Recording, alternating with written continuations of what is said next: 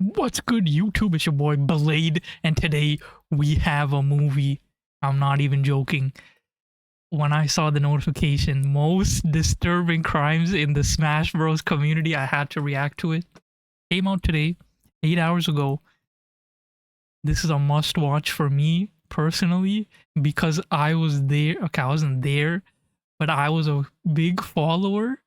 When I'm pretty sure, I'm telling you right now, I probably know 99% of the stories he's about to tell us because I was a big follower when all of this happened. I already know what he's going to talk about. It's not even pre-watched because I know everything that went to shit when everything leaked, when all the Me Too stories, the Twitlongers dropped in like 2019 or 2020. I'll never forget that day. I was on Twitter and it was just boom, Twitlonger about this girl. Yeah, I'm not gonna be yapping all the time, but I am so hyped. I'm gonna like the video already. It's gonna be a crazy one. Get your dinner, get your snacks. We're gonna be here for a long time. Make sure to like and subscribe. Road to 1K subs. We're at 367. 400 subs incentive. I will go live and we will watch Alex Bale's High School Musical Theory live together with the gang. So when we hit 400, get ready for that live stream. Anyways, these are some of the most disturbing crimes. Okay, let's start it up. These are some of the most disturbing crimes that happen in the Super Smash Bros. Community, and as the video goes on, each case will get Okay, why is low tier God there? He's not part of the Smash community at all. He's part of the fighting game community way more than the Smash Bros. I don't know why you put him in here. significantly worse. It's the 2nd of June 2020. Kenton Hardy King, a 29-year-old player, loved to compete regularly at Smash Bros. Tournaments under the name K-Money. But what no one knew at the time was that Kenton had dark, secret fantasies about dominating a much younger female, and he would soon have an opportunity to act on them. His plan was in full swing when he hopped onto a chatting platform called Omega. On the same Okay, this guy I don't know. day, a 15-year-old girl who we'll call Hannah also logged into Omegle with the hope of meeting new people and passing time. Now, the person she eventually met on the other side of the screen was Kenton, and the two instantly clicked. Now, he quickly got her phone number, and the pair began to exchange text messages on a platform called TextNow, and things between them escalated pretty quickly. Their messages were flirtatious. Hannah even sent explicit images to Kenton, and what started as something small began to turn into more. Whoa. Sting operation? Gideon? Was Gideon there? And somewhere along the line, Kenton told Hannah something that would ring alarm bells in any adult's head. He said that he owns her, and he asked her to meet up with him. The young Hannah failed to recognize the warning signs and even agreed to meet him in person that same. Yo, these freaking girls need to sober up, man. How could you be 15? That's what I'm saying. Why you want Omegle at 15 years old?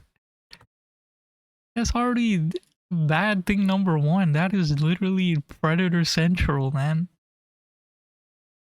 Day. So Kenton actually picked her up and drove her to his house. And sadly, this would turn out to be the worst mistake of her life. During their brief meeting, Kenton took advantage of Hannah and filmed explicit photos and videos of her. And then when he was done, he simply took her back to her parents' house and called it a day. However, the nightmare continued the next morning when Kenton began to threaten Hannah with the photos and videos he'd Oh no, of course. taken during the encounter at his house. Kenton ordered Hannah to earn money for him by selling herself, or else he would send her pictures to her friends and family. He also created a Tinder account and threatened to sell her photos on the platform if she didn't meet his demands. Now, Kenton set a deadline, June 9th, and Hannah was expected to send him $200 if she didn't want him to go through with his threats. Now, on June 4th though, just 2 days after the encounter, Hannah eventually spoke out, and her mother reported the case to the Henderson police station. Hannah even consented to a search of her cell phone, and officers found the text messages between her and Kenton, as well as the photos and videos he'd sent the previous days. And so officers also obtained Kenton's phone number and location. Now, the next day, officers visited Kenton's home, but only found his roommates there. But fortunately, Kenton arrived shortly after, allowing the officers to speak to him privately in his garage about Hannah's report. Yeah, this guy's so dumb. What did you expect that was gonna happen? You really think she wasn't gonna tell? She wasn't gonna snitch on you?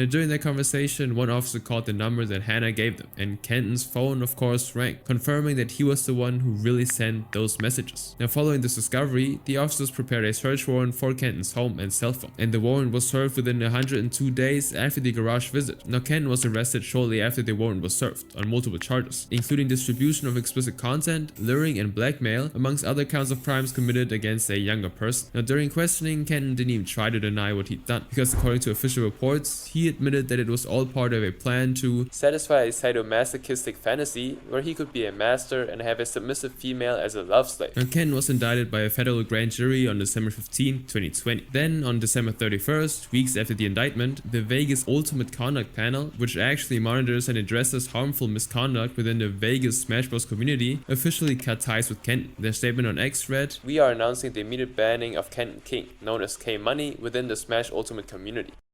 I'm gonna say this right now. Get used to this, okay? Get used to this phrase a lot in this whole video. Every Smash community in every state and country, you're gonna keep hearing the same thing.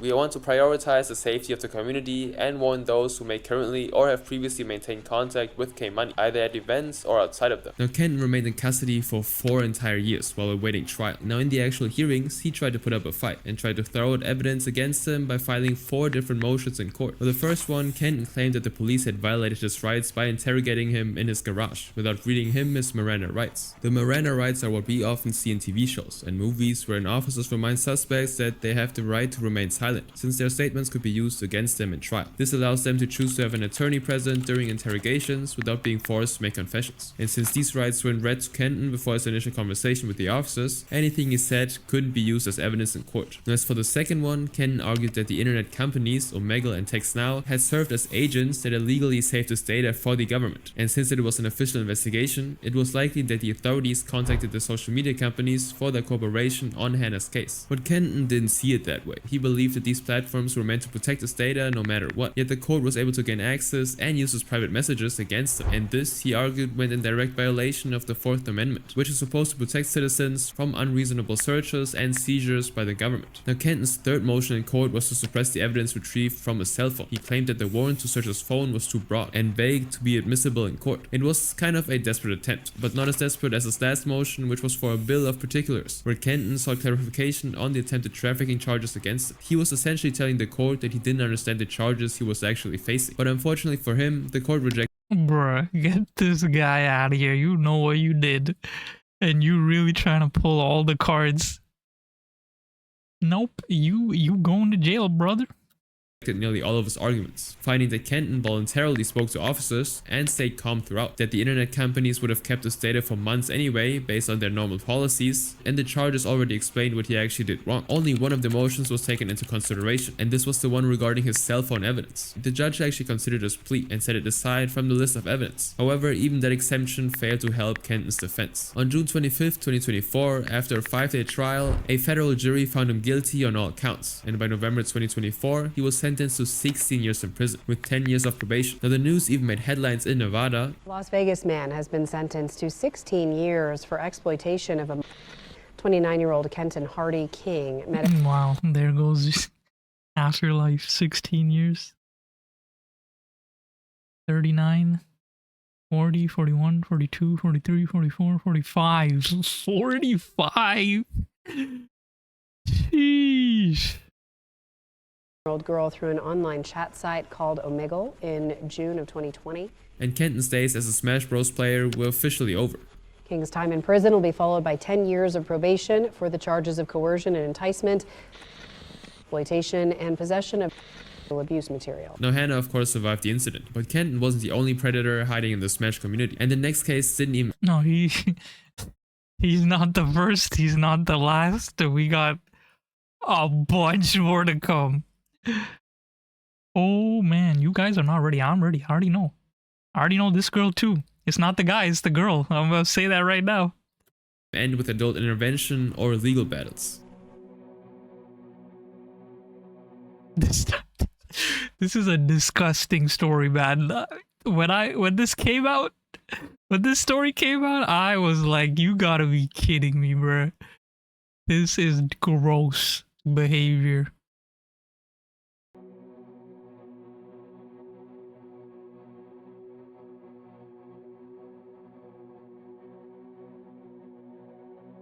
I don't even want to look at it.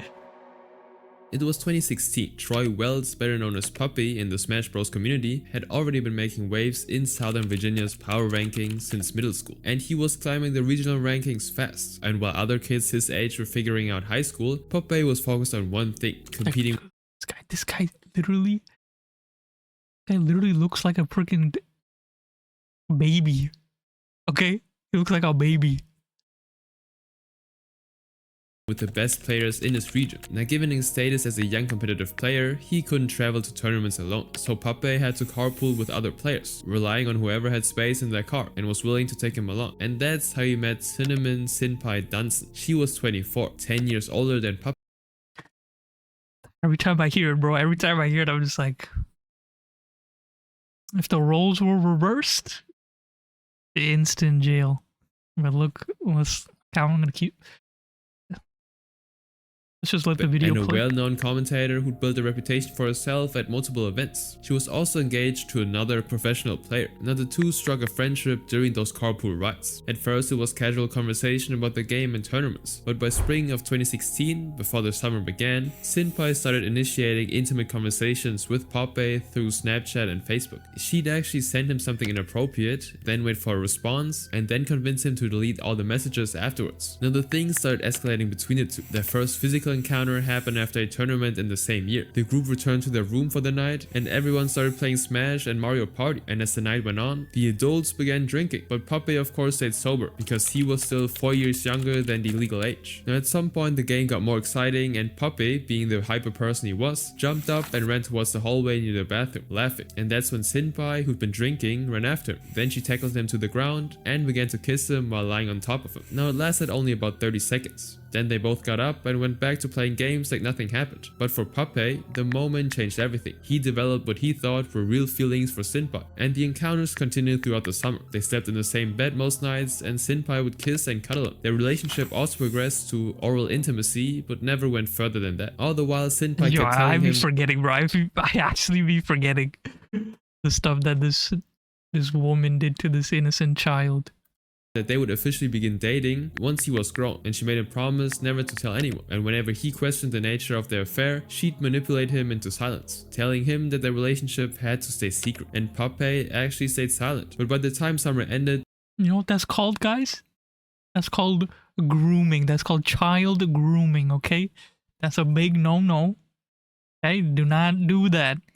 Okay? If you're an older man, do not do that. If you're an older woman, do not do that, okay? That's a big no-no. We don't do that here, okay? So did their relationship. Sinpai actually got a new boyfriend, but Pape still remained in the picture because he had to see her at tournaments. And worse, he was often forced to play doubles with both Sinpai and her new boyfriend. Now Pape would actually show bad manners in every set by performing poorly on purpose, using offensive language and quitting angrily mid-game. And for 4 years, the nature of the relationship were just rumors in the community. There were stories about Sinpai and Pape circulating as early as 2016, but both denied them at the time. The truth actually stayed buried until 4 years later, on July 1st, 2020. That's when Pape... Yeah, I'm telling you, that summer, the Smash community went to shit. Everyone dropped their twit-longer stories. Day after day after day. I was like, what the hell is going on, bro? I'm like a huge fan. I was following every single one of these people that are gonna get mentioned in this video. I knew them. Okay, I didn't know them personally. I'm just like, I enjoyed watching their content. I loved their energy. They were like the best people. And then everything broke. All the reality shattered.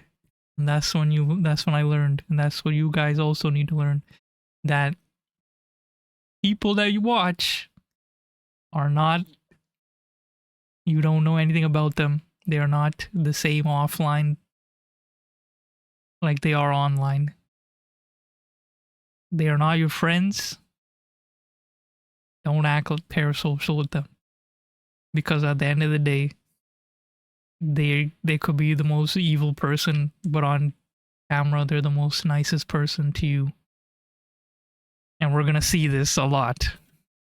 Now 18, published a statement on Twitter confirming everything. He detailed all the manipulation, the intimate encounters, and how it took a toll on him emotionally and psychologically. And the response was immediate. Within 24 hours, the 2G Gaming Panel, one of the premier tournament organizers in Southern California, banned Senpai from all future events. And on top of that, a video compilation surfaced showcasing Senpai's behavior towards Pape during tournaments. It showed the way she held his hands, for example. And the footage had always been public, but Pape's statement now recontextualized basically everything. And it turned out Pape wasn't Senpai's only victim. Others actually also came forward. Zephyr, another Smash player in the community, brought up his own allegations about Senpai. He claimed that Senpai touched him inappropriately without his consent and took advantage of his kindness by making advances on him. Then there was also her ex-boyfriend, who went by the alias Glyph Money. Now according to him, a year before she targeted Pape, in 2015, Glyph Money was already experiencing her manipulation. In his tweet longer statement, he described how Senpai openly bragged about performing stuff on two members of their local scene, and she later cheated on him with a Smash player named Archie and someone named Black Yoshi. Now after Pape's statement went public, Senpai... Bro, she's just getting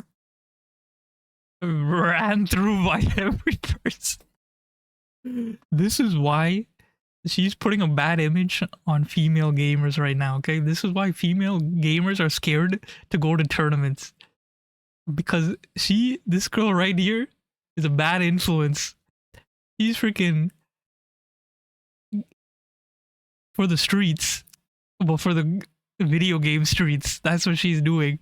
So then every guy is gonna assume that every girl is for the streets when they come into a tournament. They're gonna be like, oh, a girl's here? Oh, that means she no, she just wants to play the game. Relax. She just wants to play the game like you. She does not come there to find a boyfriend. Hey, you know, someone could. We don't know. But majority, they want to play the game, okay? They want to play the game. They want to get good. They want to have fun.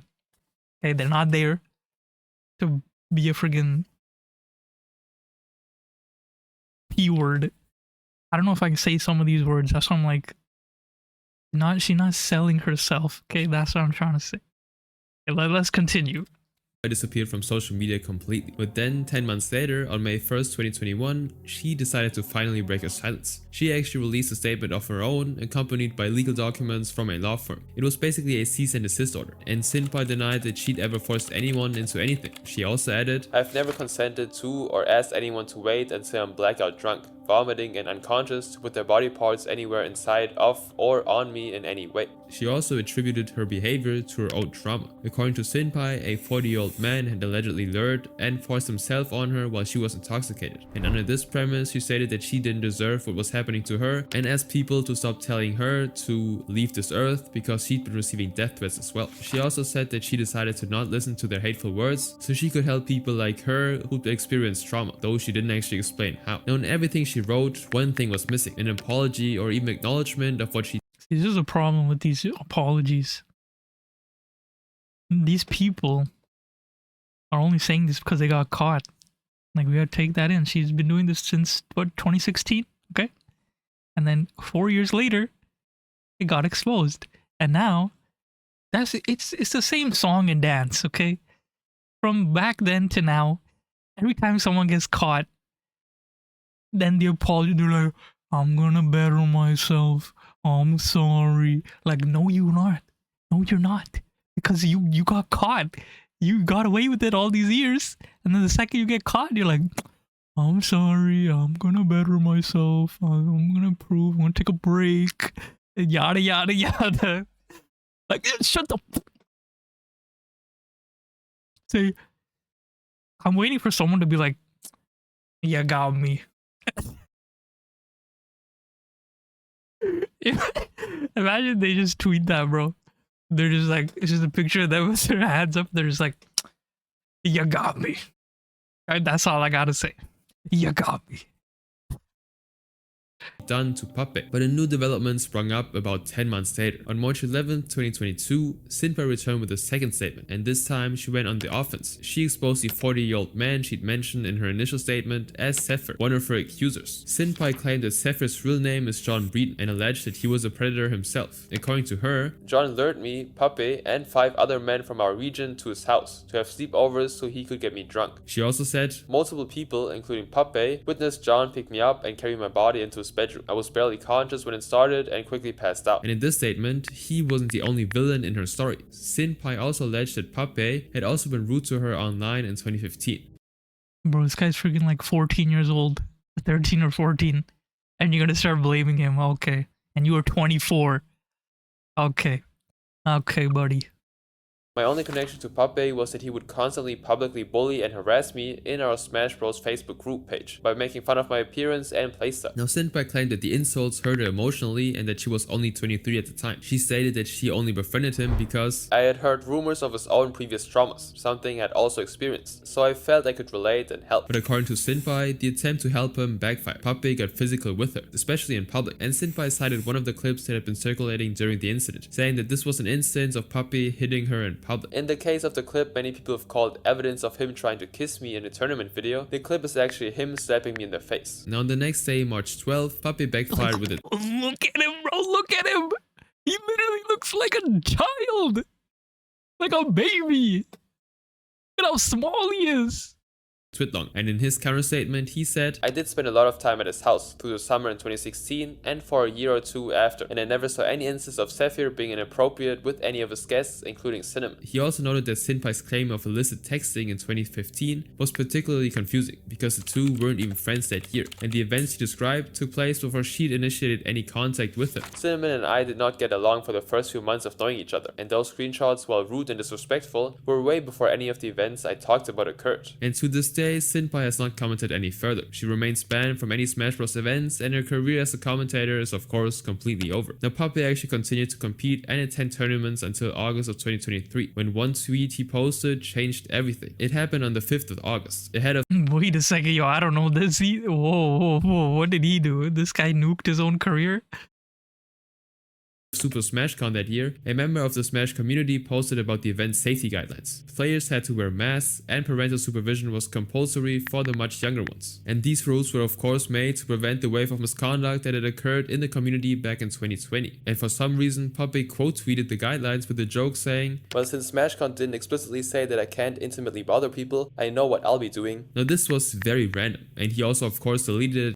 Why would you say that? Shortly after, but people still caught it, especially a user named Memphis. Memphis quickly quote-tweeted the deleted post with a caption saying, bro's not even joking, and he decided to attach 3 screenshots of private messages allegedly sent by Puppet to a younger member of the community, while he wasn't actually young anymore. The first was a Snapchat message captured by photographing the screen with a second phone, and it read, I'm so obsessed, help. And the second was a text message. Puppet had been talking about playing Smash, then added a very inappropriate and suggestive sentence about what he would do to the person. I will beep you down. And the third screenshot was another Snapchat message where Puppet wrote, your backside is so nice. Now Memphis didn't actually disclose the victim's name, but we'll call her Jasmine. Now after the screenshots went public, Jasmine came forward herself on the same day. In a Google Doc she shared on Twitter, she confirmed that the messages were hers. And after noticing how strange Puppet's text messages were, she quietly saved screenshots for months just in case. He began making comments about my appearance, and I never really thought anything weird about it. I showed a few of my close trusted friends, and that's when I began to notice it was a little weird. Jasmine revealed that she was planning to release a statement at her own pace, but Memphis had taken the choice from her. She never actually gave him permission to post anything, but when she tried to contact him about it, he actually blocked her. Jasmine also said that since the screenshots went public, What the heck? Why would you do that? Puppet had reached out to her privately and apologized multiple times, but he himself never actually released any public statements afterwards. He simply deactivated his Twitter account and went silent. Now the SOVA Conduct Committee, which is the governing body of the Southern Virginia's competitive Smash scene, placed him under immediate suspension pending review. And then on August 9th, 2023, they made it permanent by banning him from the scene. Now the ban didn't actually stop there. Puppet's case was escalated to the Community Safety Report Panel, or CSRP, which is kind of a group that maintains a centralized list of credible misconduct allegations across the Smash community, and they assigned him the highest ban status 8, which meant that he was Oh, there goes that. I'm telling you, bro, these freaking You're gonna see, bro. These Smash players are just horny on main 24/7. And they just make mistakes, bro. They become golded at the game. And then they make one mistake and then that's it. Career is over. Was recommended for a global ban from all competitive games. Now, Poppy's initial statement in coming forward in July of 2020 actually opened the floodgates of what was known as the #MeToo movement within the Smash community, a movement where other victims began to speak their truth about similar accidents. However, this widespread invitation created an opportunity for someone else to seek not justice, Here we go. The Nairo incident. but revenge. And this led to the unraveling of one of Smash Bros' most disturbing cases since inception. Like, you guys are saying I did this on purpose. Like, I just was luring these guys in. Like, what?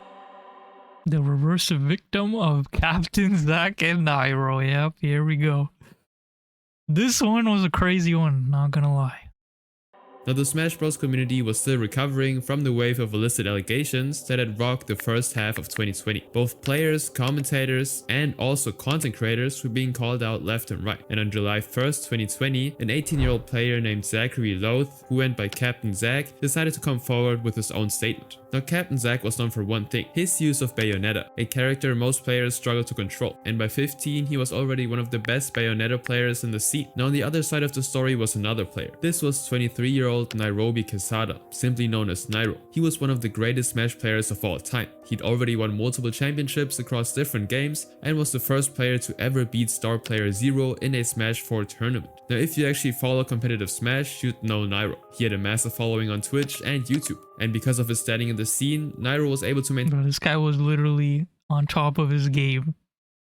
He had all the viewers, all the subscribers, everyone loved him. I loved him. I watched him all the time. He was one of my favorite players.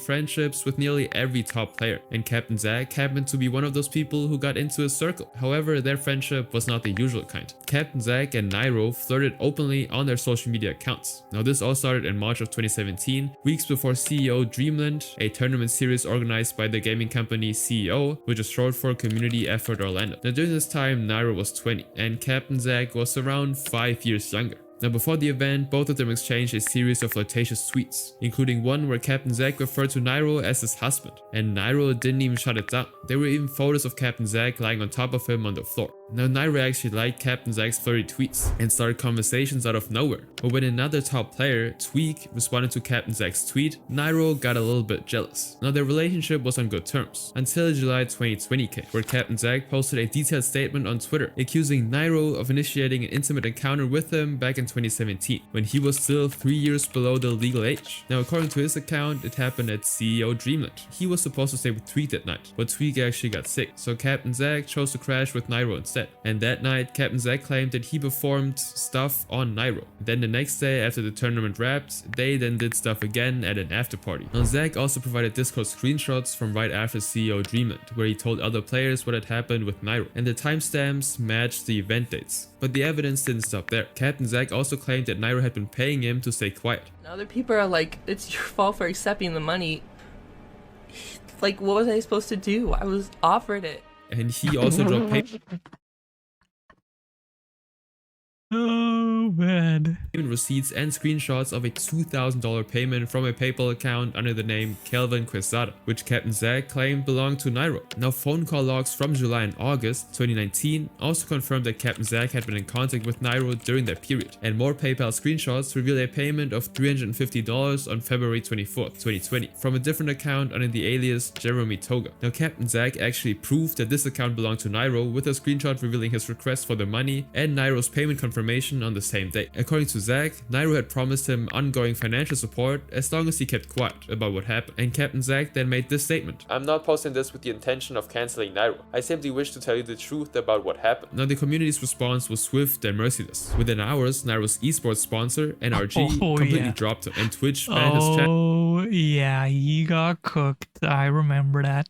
Cutting off his primary source of income. Nintendo also scrubbed every video featuring him from their YouTube channel, while tournament organizers blacklisted him. His career that he built up. Bro, Nintendo, bro, after all this happened, Nintendo wanted nothing to do with the Smash community. They just, nope. They're like, hell nah. That game is never getting the spotlight ever again. We're gonna be focusing on Splatoon 2 and Splatoon 3 tournaments. Never again are we associating with our own game that we made, because y'all are a bunch of freaky ass. What did Kendrick Lamar say? Freaky ass. Yeah, 69 God. That's what Nintendo said.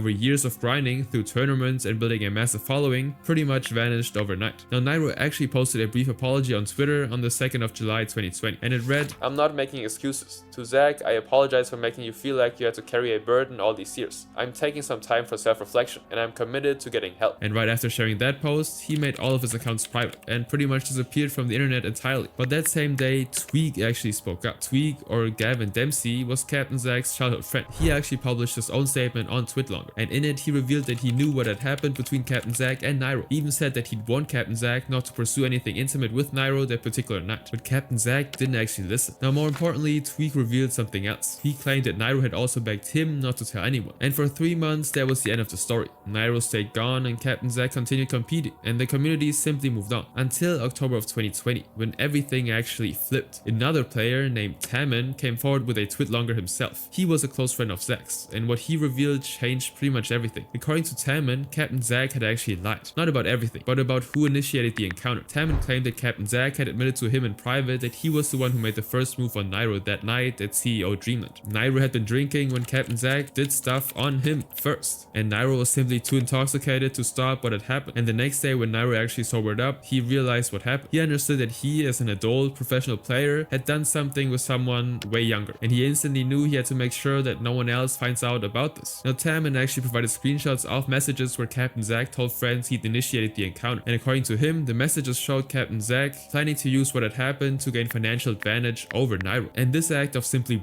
You see, man, you see how these people are? Just twisting, ruining man's careers, bro. That's why even like now, if I were to become like uber famous, I would never associate with like the top 1% people. Because I know freaky stuff go down there, and I don't want any association with any of that. Like, I would literally be like Queso and just stay at home, stay in my lane, and do my stuff. I would never go to like LA is literally like the devil's island. LA and Miami, you go there, you sold your soul. You're doing the weirdest, freakiest stuff, and then no one's gonna know until that person comes out, and then your whole life is done. So might as well do your own thing, stay in your own lane, become successful like that. Don't,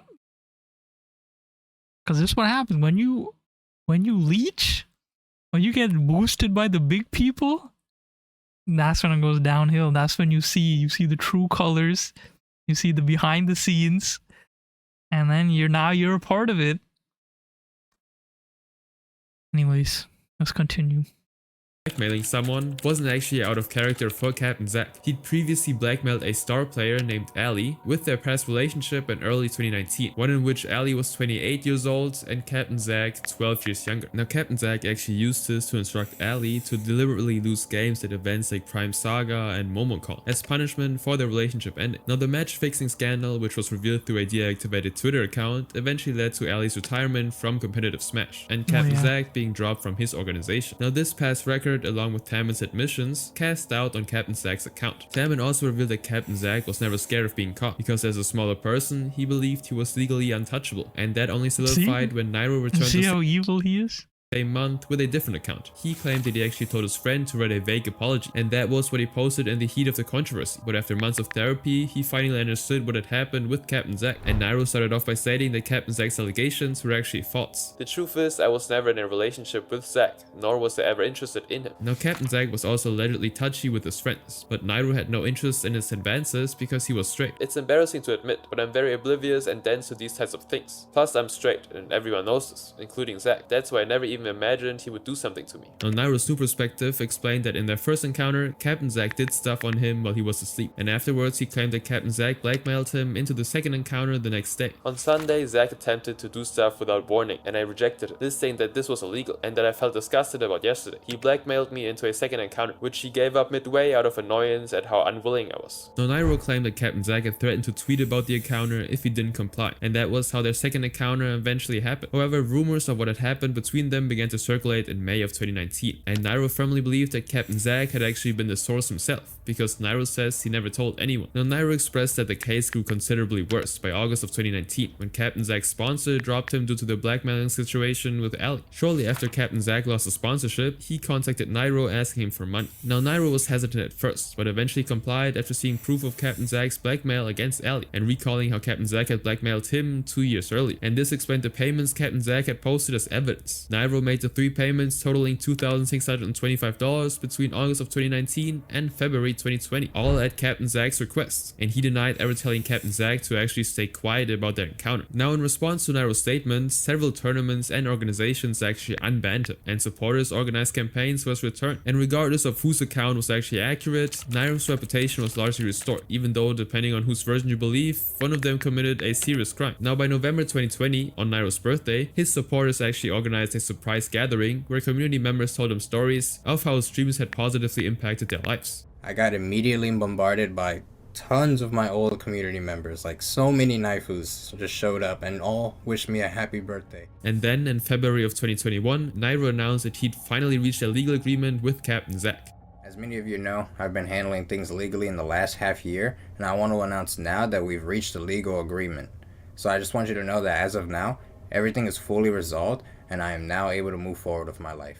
And even though Nairo remained permanently banned on Twitch despite submitting an appeal, he still expressed hope about potentially streaming again and moving forward with this. Now, the legal agreement was he streams on YouTube now, so I don't think they're gonna unban him anytime soon. But he's on YouTube still to this day. Settlement, so not a court verdict, so no criminal charges were ever filed. Now, this next case is different. There was no legal settlement, just a case of a lady's statement and somebody's... Oh, I didn't even know who the girl. Okay, yeah, this is another prominent. When I say prominent figure in the Smash scene, D1. Okay, his name is D1. Probably one of my favorite commentators. He has so much iconic lines, so many hype moments, and he threw it all away. And we're gonna see why. Selective amnesia. It was an unfortunate incident of poor judgment, harmful gossip, stereotyping, and my own weakness to not jump to your defense. If you followed Smash Bros commentary in the early 2010s, you'd know the Ron Maingrip, or as he's called in the community, D1. He was one of the most recognizable voices in competitive Smash. D1 was smooth on the mic, and respected enough that Nintendo handpicked him to commentate Super Smash. Yeah, bro, he was there for the Smash 4 first invitational as a commentator. If you know Smash, you know his line when they're playing. I think they're showing, the Mega Man in this clip gets the final Smash and he just starts screaming like, Mega Man! And then he sings the OG cartoon Mega Man song in like the 80s or 90s. And he was like, Super Fighting Robot, Mega Man! He's like screaming. It was a hype clip.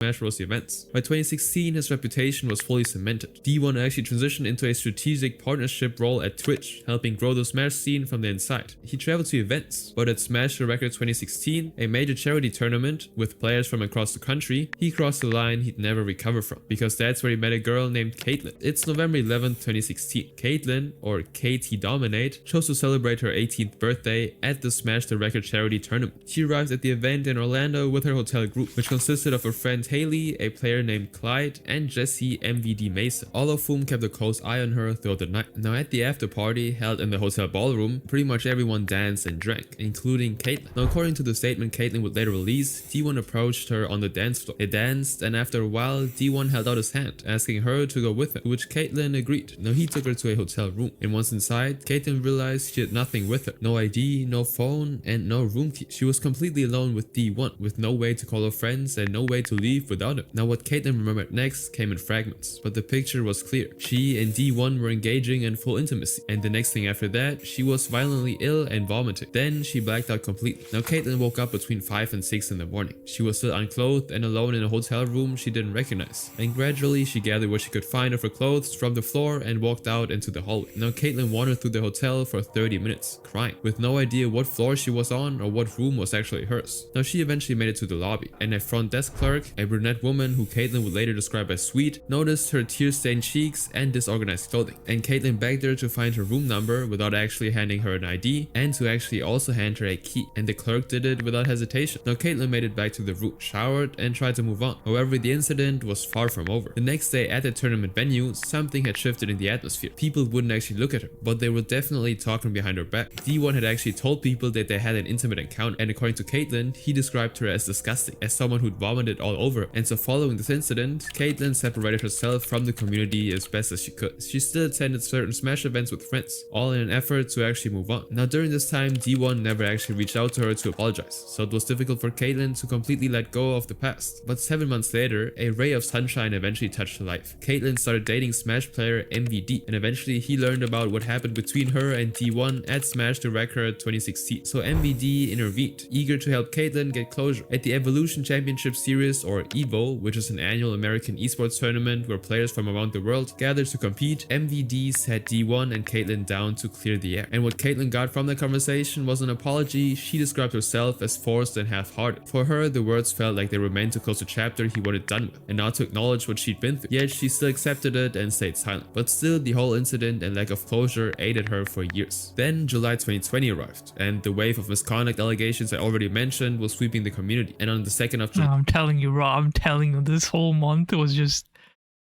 shit hit the fan every day. Every day I woke up on Twitter, boom, twidlogger, twidlogger, twidlogger. Caitlyn decided to post her own handwritten allegations against D1. I've never been brave, and I've never spoken out, but I'm hurting. I've been hurting for years, and here Like, it was literally it's like when Kendrick Lamar dropped to Meet the Grabs. Like, that's how like horrified I was. Like, you could just play the Meet the Grabs instrumental over all these twidlongers, and I was just like, my jaw was dropped seeing twidlonger after twidlonger. Again, this person did this person did this, and I was like, all these people I looked up to, what have they become? here's my courage of coming out. You bragged. You told everyone about our intimate session and that I was disgusting and vomited all over you. And I was someone who got passed around the community. I hate young me for silencing myself. I should have been brave. I should have been angry. I deserve closure. You should have stayed silent, not me. It never should have been me. Now this post went live, and within hours, D1 released his own statement. However, it was a response Caitlyn never saw coming. D1 claimed that he couldn't actually remember what Caitlyn was talking about in the first place. There are numerous accounts about what transpired at that event, and sadly that night I had zero recollection the next morning. He said he woke up the next morning with a splitting headache and had to call the hotel cleaners to fix the messy bathroom, but that was pretty much as far as his memory served him. I remember waking up the next morning. A smasher who will not be named came into my room and he asked what happened. I replied, I have no idea. D1 claimed he didn't even know they'd been intimate until MVD told him, and he denied spreading rumors and bragging to anyone. When I heard what happened, it pained me greatly to hear, and I honestly was scared beyond belief to even speak to her since I didn't remember the story. I never bragged about her at all to anyone. This was a situation where I couldn't consent and woke up to a nightmare scenario. But following the statement, MVD posted some screenshots on his Twitter. These screenshots were from a private DM sent just 2 weeks after Smash the Record, and they revealed that D1 had known far more than he let on. MVD asked D1, have you talked to Caitlyn? Because I think she's the one you need to be apologizing to be honest. Granted, alcohol was part of the equation. You should know better. But D1 simply responded with, I'm good fam, I wouldn't press the situation any further. Now in the second screenshot, D1 reached out to MVD, hoping that they were on the same page after the incident. We should talk soon. Apparently I heard you still have issues with me when I thought we were good. To which MVD responded with, trying to focus on CEO and nothing more at the moment. To which D1 concluded, my man, I appreciate it. I'll give you space. Now these screenshots made one thing clear. D1 had known about the incident all along, but this little detail wasn't the only thing D1 wrote in his statement. D1 also claimed that he, MVD, and Esam, a Smash player who was also involved in the mediation efforts, had come to the conclusion that neither he nor Caitlyn were sober that night, and that neither could clearly remember what happened. His argument was that if he couldn't consent either, there couldn't be a guilty party. I spoke to MVD and ESAM prior to the initial talk and apology. When I spoke to them, we came to the conclusion that we, Katie Dominate, and myself were not sober and couldn't remember the situation. This made things extremely nebulous, as I wasn't able to consent as well. But ESAM quickly pushed back on that, saying, "Let me be clear, I did not say what he did wasn't bad because he was drunk. I literally did not forgive him and warned others about him until he apologized to KT privately, which was years after. That is disgusting that he would say that about me and MBD." Now the opinions weren't lining up for D1, and things got only worse when a former player named Dacia came forward with her own account. She'd left the competitive scene after a series of uncomfortable experiences with figures in the community, and D1 was at the top of her list. She described him as overly touchy and flirtatious, and said that once he stopped responding to his advances, he actually turned hostile. And so following these allegations, the 2G gaming panel banned D1 from all future events. And for a full year, D1 said nothing publicly, but then on July 15, 2021, he released a lengthy statement on Medium, complete with screenshots and chat logs, alongside a 28-minute YouTube video. D1 opened by acknowledging that his behavior had been poor and irresponsible, but maintained that the specific claims against him were actually false. His account of the night itself differed significantly from Caitlin's. He said that the evening before the party, he'd hosted an open gathering in his hotel room. His door was wide open and players came and left freely, and when the celebrations were beginning to wind down, he headed to the hotel ballroom where he met Caitlin. There was an initial introduction, and we started dancing soon after. This went on for about an hour to an hour and a half, and during this period we were getting relatively intimate and things began to escalate. So while inebriated and against our better judgment, we decided to make our way back to my hotel room. Now D1 claimed that a security guard on duty had actually witnessed Caitlin being asked by a friend whether she was sure about leaving, to which she replied that she was 18 and could make her own decisions. After that, we left, and we were seen moving out of the ballroom and down the hallway. In his account by a non-privy third party, we're getting very physical with each other, and it was clear where the night was headed.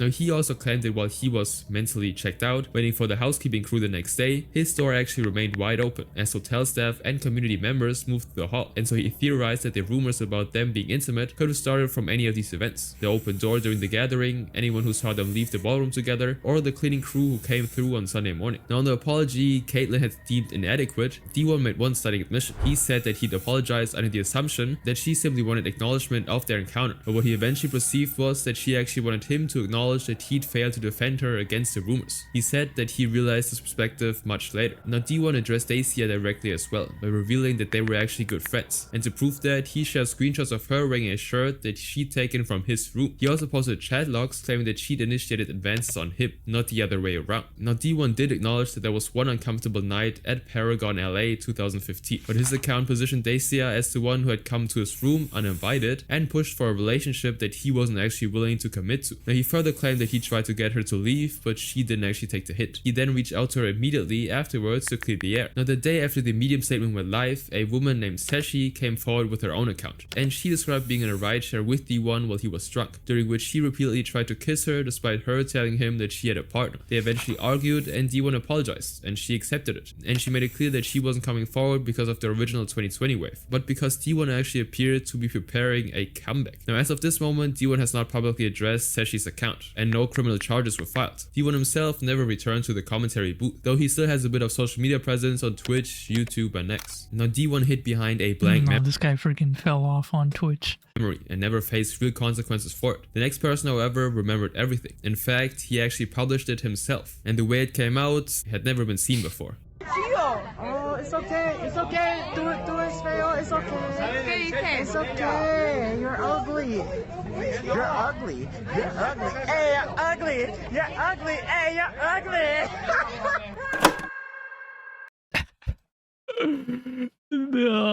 This was another guy I used to watch his streams religiously, bro. He was so entertaining.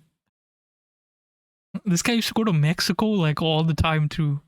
Yeah, actually go to Mexico IRL stream with all the girls. But now we now know what he was actually doing in Mexico.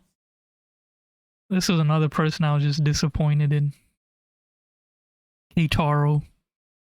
Richard King Jr., also known as Keitaro, had built one of the most well-rounded careers in competitive Smash. He was ranked among the best Falco players in the world during the Brawl and Smash 4 eras, and he often commentated alongside D1 at tournaments. But everything changed thanks to one incident in June of 2018. During this time, 30-year-old Keitaro and a young girl named Sandy, who went by the nickname Shiva in the community, had agreed to team up at an upcoming event called 2GG Hyrule Saga. It was a national Super Smash Bros. Tournament held in Long Beach, California on July 23rd and 24th, 2018. Now to prepare, Keitaro invited her to practice at Sky House, which is a house in California owned by Smash player Sky Williams. Now most Smash players Oh, we're gonna learn a lot about that guy too, don't worry.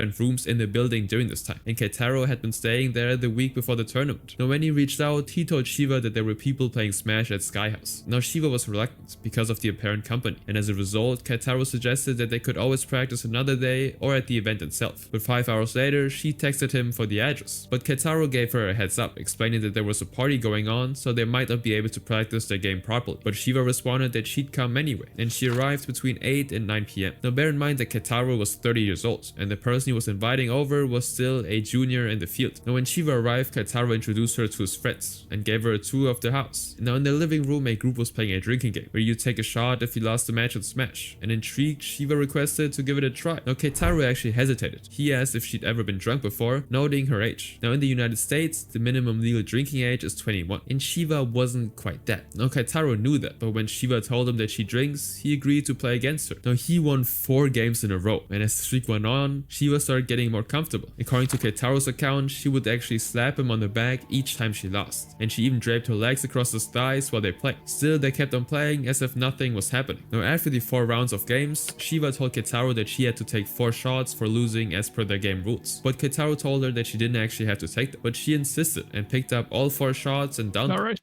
where were we?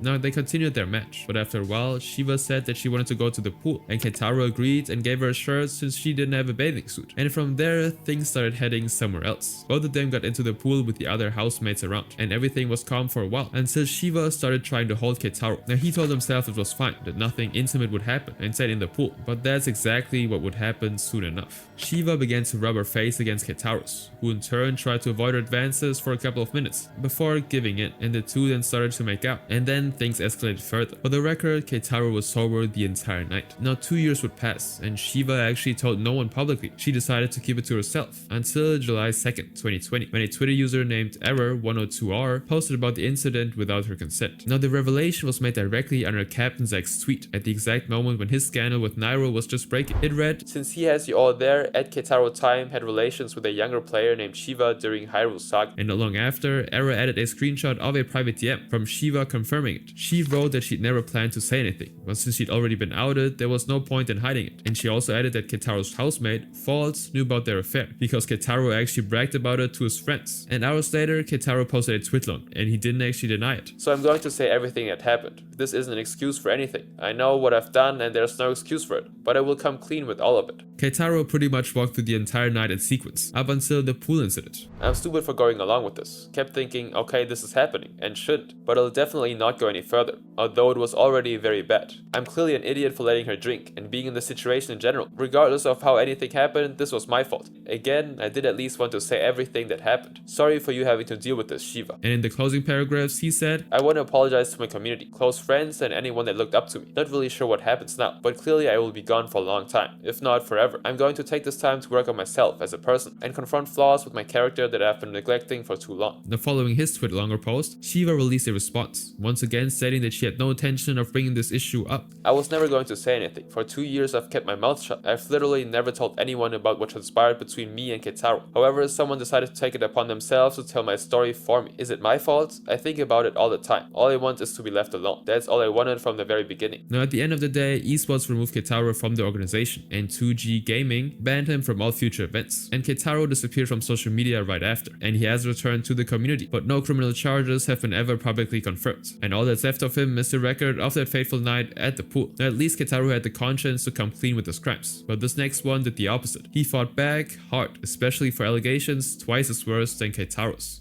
And I guess they try to like paint the picture that I try to get every girl drunk in the Yeah, this is anti.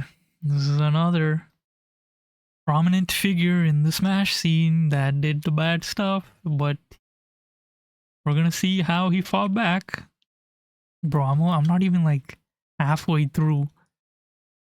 Oh my god. and try to like have, but that's This was not- basically a Bill Cosby scenario 101. yeah, exactly.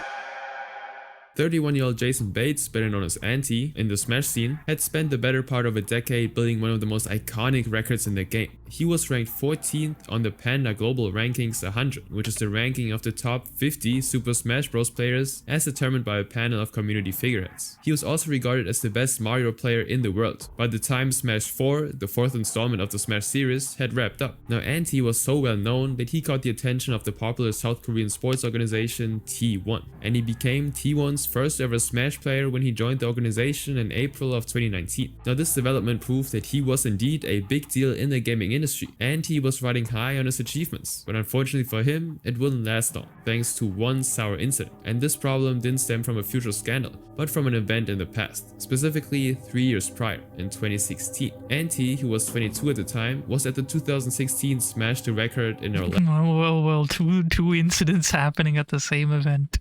And another charity event. And at some point during the weekend, he actually opened Tinder, and that was where he matched with a woman called Samantha. Now Anti messaged her, and the pair quickly introduced themselves, with Anti even mentioning that he was a 22-year-old gamer. Now the minimum requirement on Tinder is 18 years old, and Samantha had listed herself as exactly that, so without giving it much thought, Anti proceeded to move the conversation away from Tinder. He told Samantha to follow him on Twitter, where they continued their discussions. Now the next day, he invited her over to an event. Anti ordered her Uber, and when she arrived at the location, he introduced her to his friends, and they all partied together. Now later that night, they lodged at a hotel, where they shared an intimate session. Now Samantha stayed quiet about this encounter for years, until July 2020 came around, and the wave of allegations that I mentioned.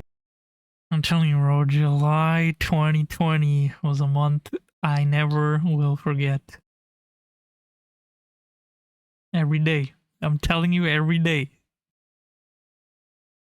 Every man in the Smash community was getting exposed. Numerous times now, swept through the Smash community, and in the heat of the controversies, Samantha shared her story in a private message with Shiva, the same Shiva from Keitaro's story. Now she asked to remain anonymous, as she didn't want anything to be traced back to her, and with Samantha's consent, Shiva shared the screenshots of the conversation on her Twitter, and it detailed everything that had happened from the moment Samantha matched with Anti to their first ever meeting. I had matched with Anti on Tinder. At one point he told me to follow him on Twitter, and we began talking, and eventually he bought me an Uber to come see him and party with his friends. But in addition to that, there were other shocking revelations. It turned out that Samantha didn't meet the guidelines to actually be on Tinder, and there was also a 7-year gap between her and Anti, and that wasn't all. According to what she wrote to Shiva, Anti knew about this. Samantha wrote that at some point during their time together, she actually came clean about her real age, and Anti responded by urging her to lie about it. Eventually I came out and told my age, and he just told me to tell everyone that I would be an adult soon. Now Samantha said that she Okay, hold on. She was super Yo, these girls are fried. Hold on. there was also a 7-year gap between her and Anti. So he was 22, 21, 20, 19, 18, 17, 16, 15. Final Fantasy 15. That's what we're talking about. We're just counting down to Final Fantasy 15. What kind of... Yo, some of these girls are... Final Fantasy 15 going on Tinder? Bro. And that wasn't all. Like a good price to pay. She described spending a significant amount of time with Anti and other Smash players like Keitaro and D1, even going as far as having intimate sessions with them. Now whenever any one of them came to her city... Oh, wait a minute. Oh, okay, we skipped too far. Oh yeah, we were here. And told my age, and he just told me to tell everyone that I would be an adult soon. Now Samantha said that she actually went along with it. I felt like I was trying to impress people since I was partying with all these Smash players. Now Samantha saw them as people with followings and sponsorships, and lying about her age felt like a good price to pay. She described spending a significant amount of time with Auntie and other Smash players like Kataro and D1, even going as far as having intimate sessions with them. Now whenever any one of them came to her city or close to it, she would show up to the event, and they all stayed in contact for a few years before the communication eventually faded. Now Samantha shared the story. She got ran through by all of them. And she's only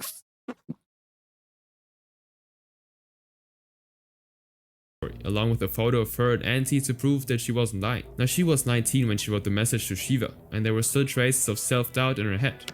I'm 19 now and I still don't know in my head. I still feel like I consented in a way by putting myself in those situations. She also acknowledged that she'd lied about her age, just because she wanted to hang out with them. And at the end of the messages, Samantha expressed that she didn't want anyone to share a video she'd sent to Shiva because it could be traceable, and she feared that these influential Smash players, or their fans, would take revenge on her somehow. Now the moment this news reached the Smash scene, T1 of course dropped Auntie, and what came next shook the entire community. Auntie posted a statement on Twitter hours after T1's announcement, and what he dropped was an apology, but a statement titled, "I am innocent." In the post, he addressed Samantha's statements one at a time. He wrote that he had specifically asked Samantha her age before anything happened, and that she'd confirmed she was 18, both on Twitter and in person. And he also quoted Samantha's own words back at her, specifically the line where she admitted she'd lied about her age to impress people she was partying with. And he also dared her to release whatever video evidence she claimed to have if it could prove her case. Now his write-up kind of took an angry tone when he decided to claim that women in the Smash community had held a collective grievance against him for years. I haven't been involved with any women from Smash for over 3 years now, and I deep down have the notion that this is an organized attack on me, since most women in this community have beef with me stemming from years back. You see it all the time. They talk their shit 24/7 on Twitter and found the perfect opportunity to ruin me, and for now, they succeeded.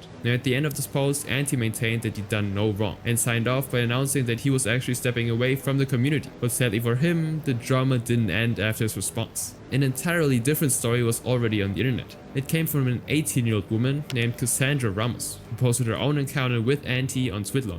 Her statement described an incident that took place sometime in 2016 or 2017, not at a tournament, but at an apartment. Now this happened right after Cassandra's parents kicked her out of the house. She moved into her partner's house on the East Coast, where she had pretty much no friends or family around. Now her parents at the time eventually kind of broke up with her, leaving her completely isolated. And during this time, she came across Auntie, who invited her over to play Smash 4. Now Cassandra explained that while she hung out with him, Auntie kept making repeated attempts to kiss her with liquor in his mouth. And because she didn't say no outright, but only moved her face away, Auntie kept trying. He seemed to insist that I drank something really strongly mixed with liquor. Holding back my terror, I tried my best to appear calm. He then mentions a show we discussed and tried to get me to Netflix and chill in his room. At that point, I made it clear that I didn't want any intimate bodily contact. I was just there to play games, and I was freaking out inside. Now Cassandra revealed that she panicked and texted her ex to pick her up, and that was how she got out of the situation. Now at this point, other women also shared their encounters with Auntie. For some, Auntie was the villain in their story because he blocked them on his social media platforms, and others had more detailed stories. An example is a woman named Marie, who claimed that Auntie had attacked her inappropriately at the casino floor at EVO 2017.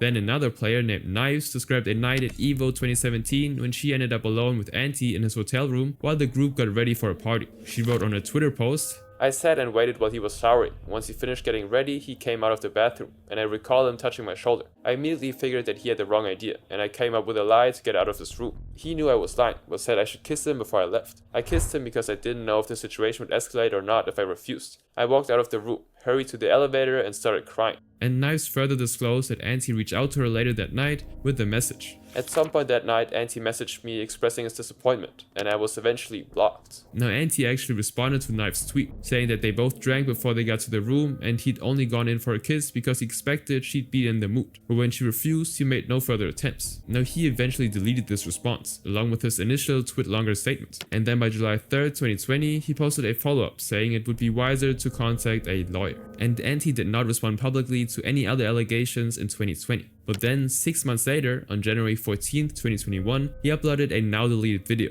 that he called The Truth. In it, he apologized for his misconduct at tournaments and acknowledged that his July twitlonger had been poorly handled. And he also admitted that he should have done more to confirm Samantha's age. And he also explained that his actions weren't actually illegal under Florida law, citing the age of consent framework, which allows adults under the age of 23 to engage in consensual activity with semi-legal people. Now, Auntie did not actually address Marie or Cassandra's account, but the entire situation calmed down after his video. Some of Auntie's accusers' posts were actually deleted, and the only details that remained were Samantha's accounts relayed through Shiva and Knife's allegations. So for a significant portion of the community, these accounts alone weren't enough to brand Auntie as a threat. Among them is a YouTuber known as Technicals, who was once an active player in the Smash scene. In April of 2021, 4 months after Auntie released this video, Technicals sat him down for an interview and gave him the floor to share his own side of the events, and Auntie explained his story, convincing Technicals that Auntie was only guilty of one thing. I'm gonna be entirely candid. I think the only crime you're guilty of here is probably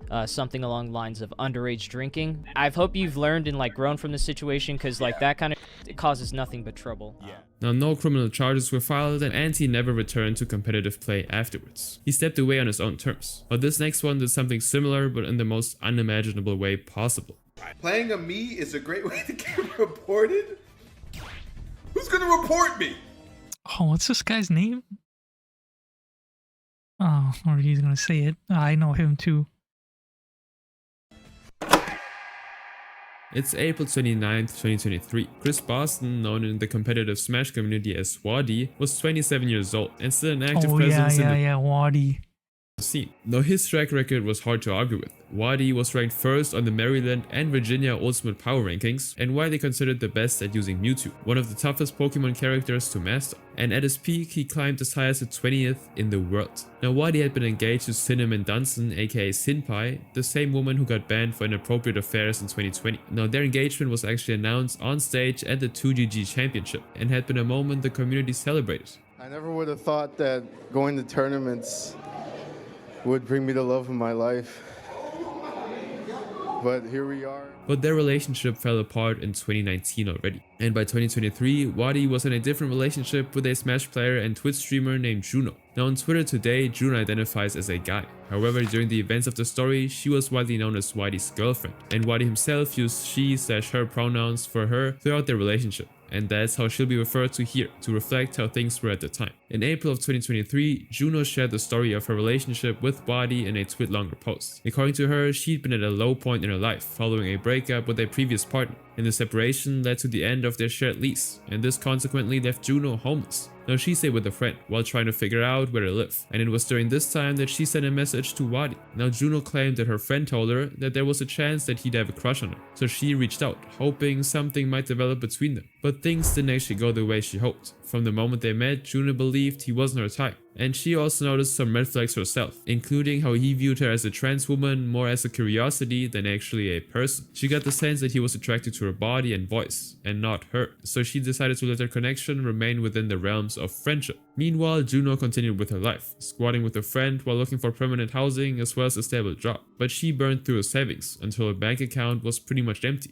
But her consistency eventually paid off, as Juno managed to secure a job and was streaming every day. And it was around this time that Wadi waltzed back into her life. He'd asked about her streams and give her advice, and for a while their contact stayed digital. But then Wadi actually asked her out. Juno was hesitant at first, keeping in mind the red flags she'd noticed when they were friends, but she still said yes to him. Now this eventually developed into a real relationship, and in the early days she stayed with him for a couple of days before heading back to her friend's place to stream. She cleaned and helped set his desk so he could start streaming as well. But it was around this time that Wadi asked her to move in with him completely, and Juno wrote in her statement, "My life was about to pick up, but he said he'd help me move in and have a solid set place to stay. He'd pay for my food, my bills, and he'd take care of me, and that I'd be fine." And pulled in by those promises, Juno decided to quit her job completely and move in with him. And Juno Yo, that.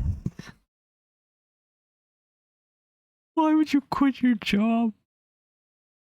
described the arrangement in her twitlonger as, "I was basically Wadi's 1940s housewife. I cooked for him, I cleaned for him, I got dolled up for him, and I never argued or gave him attitude ever, every day. It's what we agreed on for me living there. He streamed and made money from that, and I did arrangements and all of what I listed." But what followed was an emotional nightmare. Juno eventually found a set of lashes in Wadi's house, and when she asked about it, Wadi simply said that they belonged to his ex, Joy. believing that they must have fallen from one of the moving boxes. But Juno would later find out from Joy that the lashes weren't hers. And apart from that, Juno also felt like Wadi was embarrassed to be seen with her in public, so she decided to actually update their relationship status online, hoping that it would help mark her territory. But even that didn't bring much comfort. Wadi would go through everything she posted online before she put it up, which felt like less looking out for her and more like him being wary of her. And whenever he got into arguments online, Juno was the one who ended up taking the heat somehow, when the conflict really wasn't even about her. Then in one particular incident that Juno described in detail, Wadi pressured her into an act she didn't wanna do, but she went through with it despite clear hesitation and objections in the moment. And afterwards she cried in the bathroom, wondering if what just happened had been consensual at all. Now Juno later admitted in her statement that she felt inadequate in their relationship, and the hormonal medication she was on reduced her drive in bed. And combined with the exhaustion of running the household, she always wound up tired and could therefore not help fulfill Wadi's needs. Now she'd actually talked to Wadi about all these reasons early on. She told him that she was not particularly interested in doing stuff and was more drawn to affection and closeness. She also expressed how much she wanted to keep him happy, even while she was terrified of what would happen if she didn't, because she had nowhere to go. But in the end, her pure intentions couldn't keep them together. Just 2 weeks after Juno moved in, Wadi ended their relationship, citing her inability to be active in bed as the main problem. And the incident, she wrote, pushed her to consider leaving this earth. And what made it worse was how Wadi handled the moment. As he was walking out the door, he asked her for a hug, as if he hadn't just broken up with her. Now Juno said she came forward because she believed that what happened to her wasn't an isolated or new occurrence. In her view, Wadi had a pattern of using his status as a top-ranked player to draw on people who were vulnerable or in desperate situations. He would then make them move in to satisfy his desires and then discard them when he was done. Then Juno alleged that he'd done this to his ex Joy before, and she wrote that even people close to Wadi weren't surprised by any of it. Now Juno's tweet longer went up on July 29, 2023, about a month after Wadi had posted a photo of them publicly on social media, and his response then came out on the next day, April 30th. Wadi called Juno's allegations simply false and attributed them to bitterness over the breakup. He denied asking her to quit her job or insisting she move in, saying that those had been her own decisions and that he agreed only because he wanted to help her through a difficult time. Now Wadi also denied isolating her and being embarrassed by her in public. He pointed out how often he brought her out to tournaments and encouraged her to meet people. And as for the housewife dynamic, Wadi said that had been the arrangement they both agreed to, and Juno had even tweeted about her housewife arc. Now the community was still processing these two competing accounts when a third statement came through, and this one was from a former competitive player named Squirk, Poppay's older brother, the same Poppay who pointed accusing fingers at Senpai in the 2020 allegations. Squirk opened by saying, "Wadi has been my best friend for years, and we have a lot of history." And he also disclosed that he was the same friend who took in Juno and Joy after Wadi ended things with them. "I asked Juno not to mention my name in her post, as I didn't want to be brought into the situation. I just wanted to help a friend.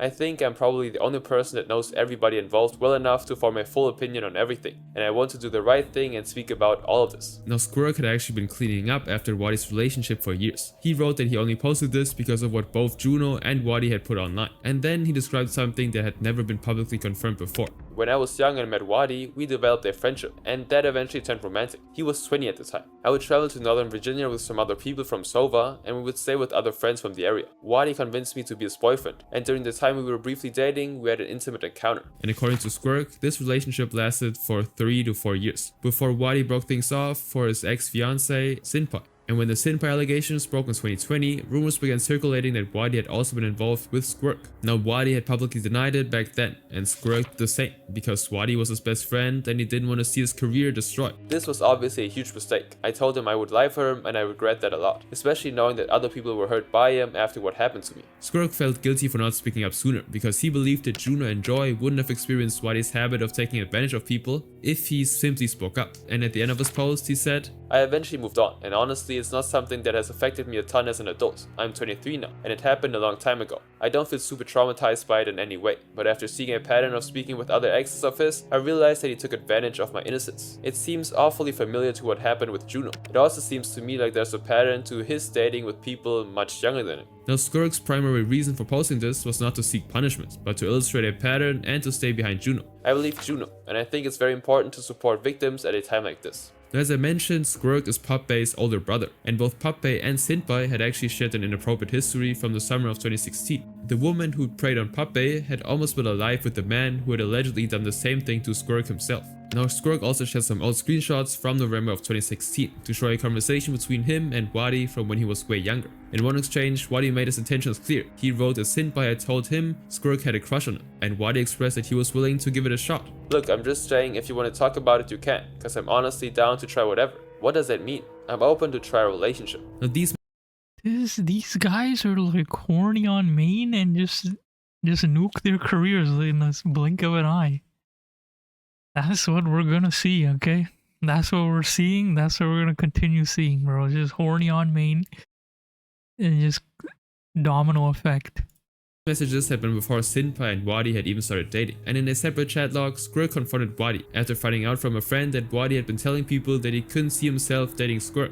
He'd been leading him on, in private, while rejecting the idea publicly. Now Wadi apologized and asked to remain friends, and Squirk had actually been a faithful friend till the end, even going as far as defending Wadi when Sinpai's case almost implicated him as an accomplice. Now no one can say for certain whether Wadi knew what Sinpai was doing to Puppey at the time. However, both incidents with Puppey and Squirk unfolded roughly around the same time in a similar scene, and with everything now public, the community waited for Wadi to respond. However, nothing came from him. There was no reaction to Squirk's tweet longer. Instead, Wadi simply deactivated his social media accounts and went silent. No statements were made addressing the timeline of his relationship with Squirk or the text message screenshots Squirk had posted. But this time, no major tournament organization issued a formal ban, and Juno never received a response that directly addressed what she described. Wadi simply deleted his accounts and vanished the second the screenshots dropped. He left no response and no accountability whatsoever. Now imagine someone doing the opposite by confusing the community with admissions and denials at the same time. Well, that's what the next person did, and you will not believe the outcome.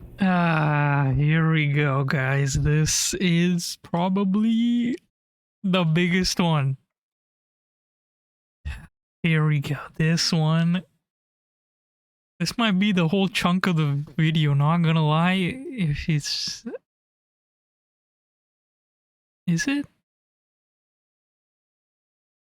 Oh, no, it's not. Okay. I would say this is the biggest one, I'm not gonna lie, because he was the top of the top. #1 player in Smash 4. Major legacy was made. Undefeated for years. He was on a hit list, everyone wanted to beat him. He was goated. And then this happened.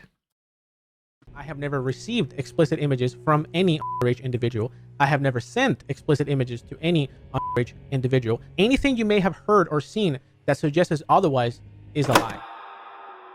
Gonzalo Barrios, who went by the gamertag Zero, dominated Super Smash Bros. For years. From November 2014 to October 2015, he won 56 consecutive tournaments, taking home titles at major events like EVO 2015 and the Big House 5. He ranked first on every Panda global rankings until January 2018 as well. So Zero pretty much stood at the top of competitive gaming with over 1 million subscribers on YouTube and hundreds of thousands of followers across the social media. But in the first week of July 2020, that image collapsed completely. As July 2nd, as misconduct allegations spread through the competitive Smash scene, like almost every other case we've dealt with, Zero decided to play the role of the community's conscience by speaking up against Smash players who were implicated. He also published a statement titled My Story, where he talked about 3 accused people he knew: Keitaro, D1, and Nairo. Now Zero expressed shock at their true characters, described himself as antisocial and introverted, and said he'd missed the red flags. He also apologized for not intervening and positioned himself as an ally to the victims. Now the community praised the statement, but it only lasted about 24 hours, before a woman named Jacqueline Jisoo Cho turned everything Zero had written. Yeah, this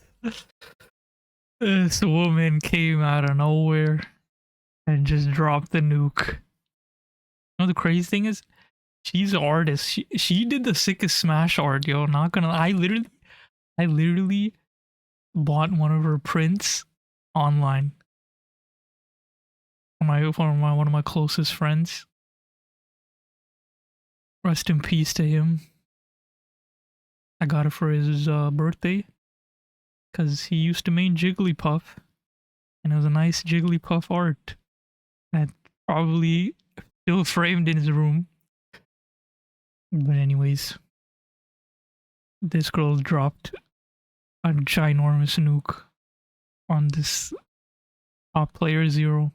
into evidence of hypocrisy. Jisoo and others from Sky House, which is an apartment owned and rented out by Smash player Sky Williams, as already mentioned, quote tweeted, "You were showing me explicit Craigslist ads of pleasure workers and explicit anime on the big screen, and constantly making advances at me at the Sky House when I was young." Now Zero responded not with a brief denial, but actually with a full Google document, and he brought screenshots to highlight some inconsistencies with Jisoo's claims. First, he tried to recreate a setting and timeline that had not involved Jisoo, when she was just still a junior. He also included screenshots of an American Airlines travel itinerary to establish exactly when he was present in the Sky House, links to videos documenting the houses themselves, and a detailed timeline of his movements across the residences. And to counter any allegation of a close and potentially inappropriate dynamic between himself and Jisoo, Zero presented screenshots of their online interactions through 2016, and these were conversations where Jisoo had referred to him by nicknames like Burrito and Honey Buns, asking him to promote her artwork, and even reached out to request his help judging a combo for a giveaway at TwitchCon, an annual convention for Twitch users. Now Zero went even further by including a statement from his girlfriend Vanessa, who described her perception of Zero's relationship with Jisoo as a brother-sister dynamic. She'd even met Jisoo at tournaments and saw nothing troubling in their interactions. And the statement continued by noting the structure of Sky House itself. In Zero's view, this setting made Jisoo's allegations logically just impossible. The room housed 5 people, and there was practically no privacy or opportunity for what she was claiming. Now he admitted looking at explicit anime content, but insisted, "I would not be looking at it in a room full of roommates." Now as for the Craigslist ads, he said he had no recollection of them, adding that he didn't actually regularly use the platform. And then finally, on the question of any intimate dynamic between him and Jisoo, Zero simply wrote, "We never had any type of intimate interactions in our time interacting." It was a really comprehensive response to Jisoo's original tweet. However, his entire defense was about to be undercut, not by Jisoo, but by someone else. And Yeah,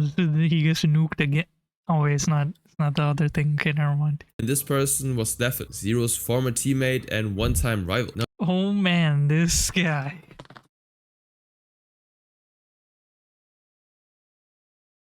I don't even know what to say about this guy anymore.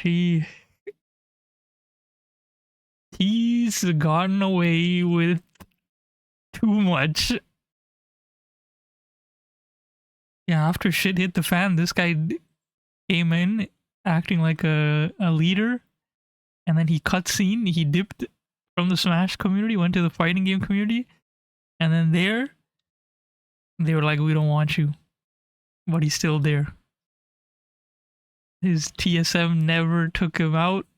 He's gotten away with a bit too much, I would say. You're gonna see why.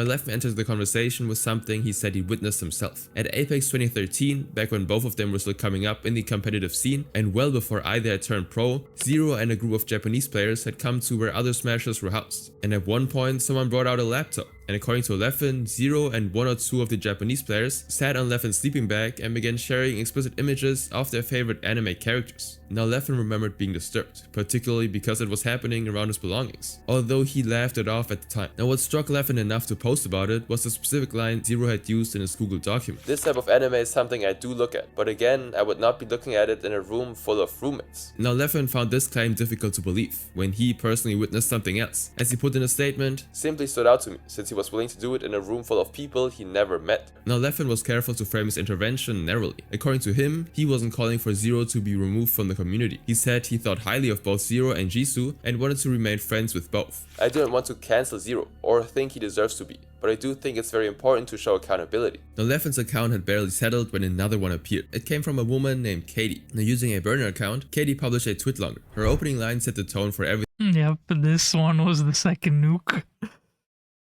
We're gonna hear some very, very weird stuff. Get ready. That really followed. "Dear Zero, all I wanted was an apology." And then she provided a timeline between September 2013 and January 2014, when Zero was 19 and she was leagues away from that. They talked on Skype after she messaged him in his Twitch chat, and her accusations were very specific. "I was a young girl enraptured with the idea of being friends with someone I looked up to and admired. You used me in this state to flirt, manipulate, and ask for inappropriate favors from me." Okay, see, like I said, do not treat these people like celebrities. This is the same story that we still hear to this day, of the big streamer taking advantage of the fan, taking advantage of the little streamer, you name it. Keeps happening. Even in 2026, this is still happening. Okay? You're a small creator, and a big creator tries to reach. I mean, it's always the male who's like the bigger creator, and then they reach out to the smaller female creator, and then that's when everything goes downhill. And here we have fan interactions, which is the same thing. Younger fan obsessed with the big creator, gets into intimate situation, and because they're so starstruck, they do the bad things, and then they're like, oh my god, I am too young to do this. And Katie added the worst thing she could actually recall. She said he told her to perform illicit acts on herself and filmed them for her. The worst offense I can remember is that you asked me to perform on myself with ice and take pictures. I lied when I told you I did as you asked, and then I declined sending you pictures. Now Katie believed Zero wanted to turn it into a habit. He wanted to create a situation where she would do his bidding every day for 2 weeks. Now there were no screenshots of that specific request because she was too embarrassed to actually document it. But Katie had 19 other screenshots of other conversations where Zero called her. Bro, who even remembers Skype? Yo, this is nostalgic for me. Yo, just seeing the Skype. Oh man. Good times. Not this, just the app, just using the application. Those were the days. Skype calls with the voice. Those are the days. Inappropriate pet names and spoke indecently with her. She explained that she'd remained silent for a long time, dismissing what happened to her because it wasn't as grave as other cases out there, and she felt like she wasn't worth being hurt. But she eventually realized it was important to put this behavior on the record. And while Katie's account was still spreading, Jisoo added another accusation on her Twitter account. Jisoo alleged that Zero had started dating his girlfriend Vanessa when he was 20, and when she was still 5 candle blows away from that. Now Zero published his response the next day, on July 3rd, and he opened by apologizing to the people he'd hurt, expressing that he wanted to take ownership for his mistakes. And Zero also stated, "While the intent was not malicious on my end, I understand that the impact my actions had on others caused pain that I did not intend." Now he did reject Jisoo's claim about Vanessa's age, explaining that Vanessa was born in 1997 and he in 1995, which meant that their age difference was 2 years, not 5. And for Katie, he claimed that he'd never met her, never exchanged graphic pictures, and also denied knowing she wasn't fully fleshed from the start. Zero claimed that he found out much later. He also addressed Katie's screenshots one at a time and called his comments shameful and gross. And from then on, he spent roughly 60% of the document talking about his traumatic childhood. He spoke about domestic violence, his father's affair that he witnessed at age 5, dropping out of school, depression, and his sister's passing. And Zero then closed the statement by announcing that he was permanently removing himself from Smash. However, the most unexpected thing then happened afterwards. 23 hours later, on July 4th, Zero collapsed and simply confessed to everything. He admitted to Katie's allegations and even another incident with someone named Laura from another country. Laura had allegedly lied about her age and told him years later, although her story didn't gain much coverage. And after he came clean, his sponsor Tempo Storm simply cut ties with him. And in their announcement they wrote, "After initially reviewing the statements of the brave victims who stepped forward, Zero confessed to these allegations. While we appreciate Zero's transparency, we will be severing ties with him going forward." And Facebook Gaming followed with their ban. Then Twitch permanently banned him on July 22nd and deleted his entire channel. Jisoo then published another 35-page document on July 5th, which was titled "The Truth About Zero, Katie and Sky." Yep, she was dropping nukes left and right. It was insane. And inside it was one screenshot that made Zero's entire defense crumble. In the chat log, Katie had written something to Zero that made clear, in her own words, exactly how old she was at the time of their conversations. Now Zero initially claimed that he didn't know her age, however this screenshot simply proved otherwise. It revealed that he'd known from the very beginning, and every message he'd sent her was written with that knowledge in full view. Now Zero went radio silent afterwards, while Jisoo actually continued her campaign against Zero even into the year of 2021. She constantly tweeted, "Love watching the quiet downfall of my enemies," among other emotional statements of how nobody should support or excuse the type of crimes Zero had committed. And she also hopped on live streams with journalists, sharing her story about her relationship with Zero. And in one of these live streams, Jisoo actually refuted Zero's claims that they were good friends. In her description, they were purely roommates and business acquaintances. We were never really good friends. The messages we were sending were like, we're roommates and we live with each other and like we don't hate each other and we get along. And she also reiterated that all she wanted was for him to be responsible for his actions. You want to give them the chances to like actually own up, but they never do. That's why it hurts. That's why it's so much more shocking every single time. Still during Other's rampage, Zero remained off the grid, but then in March of 2021, his now ex-girlfriend Vanessa announced that he'd attempted to leave this earth. Now, Yep, I remember this too. Where everyone was like shook. Except Jisoo. She was like, no, don't hide the fact that he did all those bad things. I don't care. I don't care if he tried to do the unaliving. We can't forgive him. Like, she was on a full hate brigade on him. he eventually made a full recovery and actually returned to YouTube in November, but he retracted his confession, citing that the public could never actually hear him out. And Zero explained that he figured it was easier to apologize than to actually fight it. So he reframed his last statement as a farewell, a final message to everyone before he left this earth. You have also probably heard of a so-called confession for my part. Simply put, this document is nothing more than a letter that I wrote during a tremendous mental breakdown. But since he was able to survive this attempt, Zero regained his fighting spirit and was determined to set the record straight based on how he actually saw it fit. So he issued a full denial of the situation once again. Now I need to make this very clear to everybody watching this video. I have never received explicit images from any underage individual. I have never sent explicit images to any underage individual. Anything you may have heard or seen that suggests otherwise is a lie. But rather than step back quietly, he went on the offense. In November of 2021, Zero actually filed a lawsuit against Jisoo for defamation, and 10 months later, in November of 2022, he won. He uploaded a video on his YouTube channel titled "The Lawsuit is Over," and he also shared another document which stated that both parties acknowledged shortcomings on both sides, apologized, and agreed to move forward. The document read, "After months of litigation, review of Mr. Barrio's evidence, and listening to Mr. Barrio's side of the story, Ms. Cho now understands that the statements she previously made about Mr. Barrio's wife, Vanessa, were not accurate. Ms. Cho apologizes for making those statements, which were not based on events witnessed by Ms. Cho." And Jisoo actually deleted all the tweets she made against Zero. And afterwards, Zero actually started streaming again, occasionally on YouTube. And his Twitch ban was lifted on March 2025, after nearly 5 years. But he actually hasn't streamed on the... Yeah, that's him. I want you guys... This guy went on the glow up of the century. And his Twitch ban was lifted. That's him. You see how he looked before? Look at that. On March 2020. He went on the Chad grind. He freaking looks so nice. He's fit, healthy individual now. And he has a new girl. I don't know if he's gonna talk about that.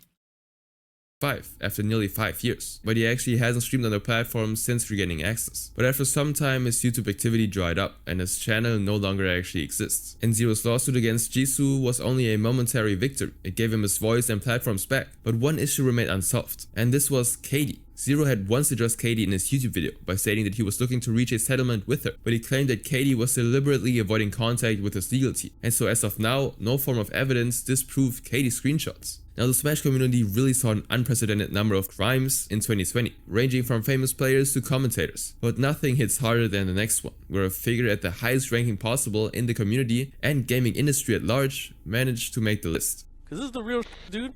This is the piece of you're dealing with. This is the head of the fucking tournament that all you motherfuckers want to go to. Why is this even in the video? Dude, you can't call this the Smash Bros community and then put, I know what this is. This is you gotta rename this, dog. You gotta rename this to the most disturbing crimes in the fighting game community if you're gonna add the fighting game community. This one. So the owner, okay, the owner of EVO, one of the biggest, like the Super Bowl of fighting game tournaments, is a PDF. Okay, I'm already gonna spill the beans on this one. But he's not part of the Smash community just because he hosted, just because Smash Bros was a game in his tournaments, that doesn't count as Smash Bros community. Oh my god, alright. Joey Queller, otherwise known as Mr. Wizard, had been part of the annual American esports tournament EVO since the very beginning. Since 1996, his fingerprints have been on every version of EVO that ever ran. He actually co-founded it, built it, and eventually became its CEO. And by the time the fighting game world knew his name, EVO had already grown into the largest fighting game tournament on the planet. It spanned across competitive fighting games like Street Fighter, Mortal Kombat, Tekken, and Dragon Ball FighterZ. And Mr. Wizard was the man at the top of it all. But people who'd known Mr. Wizard from the earliest days of the arcade scene told a different story about how he got there and what he was like, where no cameras were actually rolling. One of them was Mike Watson, a prominent figure at Super Dojo, which hosted events for the fighting game community, or FGC. Now, Mike shared some of these past stories about Mr. Wizard back in 2018 in an episode of Halls of Hype, a YouTube channel covering highlights in the fighting game community. Before EVO even existed, fighting games were played in arcades, where players gathered to compete, and Mr. Wizard was a constant, well-known presence in those spaces. Now, according to Mike, he was never particularly skilled at the games themselves, but what he was obsessed with was power and control. From the beginning of time, Wizard has always been what you call not an attention whore, but like a power monger. Like, he's garbage at video games, so that was like his only thing. Now, Mr. Wizard also allegedly obtained keys to the arcade. Oh my god, we're not even... Okay, we are halfway. We still have 40... We're like 30. Oh my days. Token machines, the lock boxes that stored the special coins, which were like substitutes for gaming access cards, and he would pocket the tokens for himself. And according to Mike, he wasn't the only one who'd quietly sold tokens on the side, but he took it further than anyone else. Mr. Wizard also allegedly recruited others to help him steal from the arcade machines across town, and he effectively turned it into a small-scale business. You know who else was selling tokens with me? Your little buddy Mr. Wizard was doing the same, and he even took it to the next level. This kid had the keys to the machines. And you know this jack with the keys? He even had some minions with the keys stealing tokens from him and some. But it didn't stop there. Mike recounted how Mr. Wizard would pay young boys in arcade tokens if they made themselves bare and jump into the pool. And in the years that followed, Mr. Wizard continued to build his business within the arcade scene, but this time not through his dirty habits. He actually focused on the gaming infrastructure, and he was gradually creating and becoming one of the primary organizers of EVO's earliest tournaments, known as Battle by the Bay. Now, Mr. Wizard would serve venues, collect entry fees, and coordinate game lineups and communicate with players who traveled interstate. And by the early 2000s, Battle by the Bay was rebranded as the Evolution Championship Series of today, and Mr. Wizard became the person responsible for keeping the event running. He managed schedules and settled disputes and even oversaw logistics of the tournaments. And his role allowed the tournament to expand year after year. And these were the foundations on which Mr. Wizard's ascent was built on, and it covered his tracks from way back. Now, by the time EVO moved to Las Vegas and grew into an international event, he remained at the center of it all, attending meetings and even drawing signatures. And people like Mike Watson, who'd been part of the scene since the beginning, watched it happen. And nothing really changed until July 2nd, 2020. This is when a veteran player named Mikey Crackprawn Fam posted a tweet longer that stopped the community cold. Mikey was a victim of what Mike Watson had talked about in that YouTube channel earlier, and he confirmed that everything Mike said was true. Mikey and other young players would hang around a group of older members of the scene, and Mr. Wizard was among them. And according to Mikey, this older group made a habit of daring the younger ones to do reckless things, and rewarding them with free food or arcade tokens when they complied. But Mr. Wizard was the one who took it further than that. Mikey wrote that Mr. Wizard would specifically pay young players hundreds of tokens and jump into the water hazard pools at the arcade.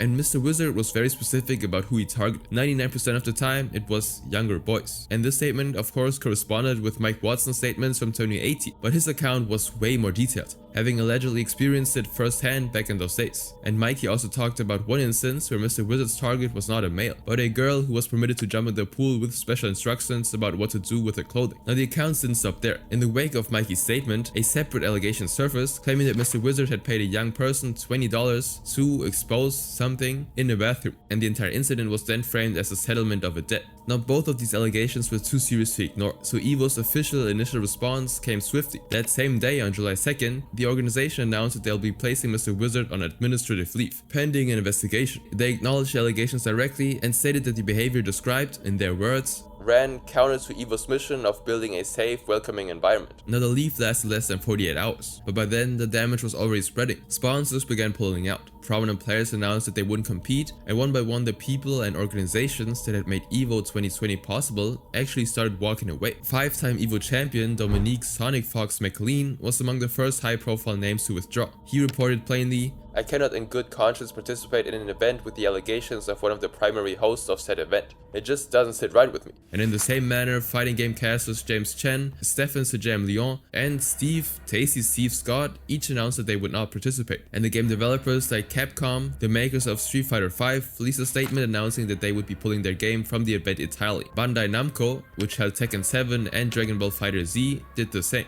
NetherRealm Studios, who produced Mortal Kombat 11, followed. And so in a single news cycle, EVO lost its most prominent titles and voices. Now several esports organizations announced that they would not send their players in, including Equinox Gaming, one of the most well-known teams in the fighting gaming scene. They focused primarily on Tekken 7 and Street Fighter V.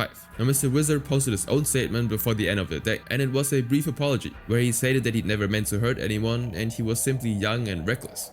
Yeah. Been growing and maturing over the past 20 years, but that doesn't excuse anything. All I've been trying to do is become a better person. Once again, I'm truly sorry. Now he didn't actually deny what had been described, nor did he challenge the accounts. He simply apologized. But then EVO made their second statement. On July 4th, the American Independence Day, EVO announced that Mr. Wizard would no longer be involved with the organization in any capacity. They were working towards his complete separation from the company and had relieved him of all responsibilities effective immediately. Now Tony Cannon, the other co-founder, stepped in as acting CEO, and in the same statement, EVO announced the cancellation of EVO Online, which was a plan for players to compete from home over the internet due to the COVID-19 pandemic. It had been set to begin that Saturday and run through the first weekend of August, but it never actually happened. All preparations for EVO Online were stopped immediately. The badge purchases, which were entry tickets for the online tournament, were to be refunded, but the proceeds that had been promised to charity were still donated to Project Hope, a global health organization. And so in a single week, the man who'd co-built the most recognizable brand in competitive fighting games had been removed from it entirely, and the event he'd run for nearly 25 years was cancelled with it. Now no criminal charges were ever publicly filed, and the investigation EVO had promised quietly disappeared from the public. Now EVO eventually returned under new leadership, but the name Mr. Wizard never came with it. His career simply ended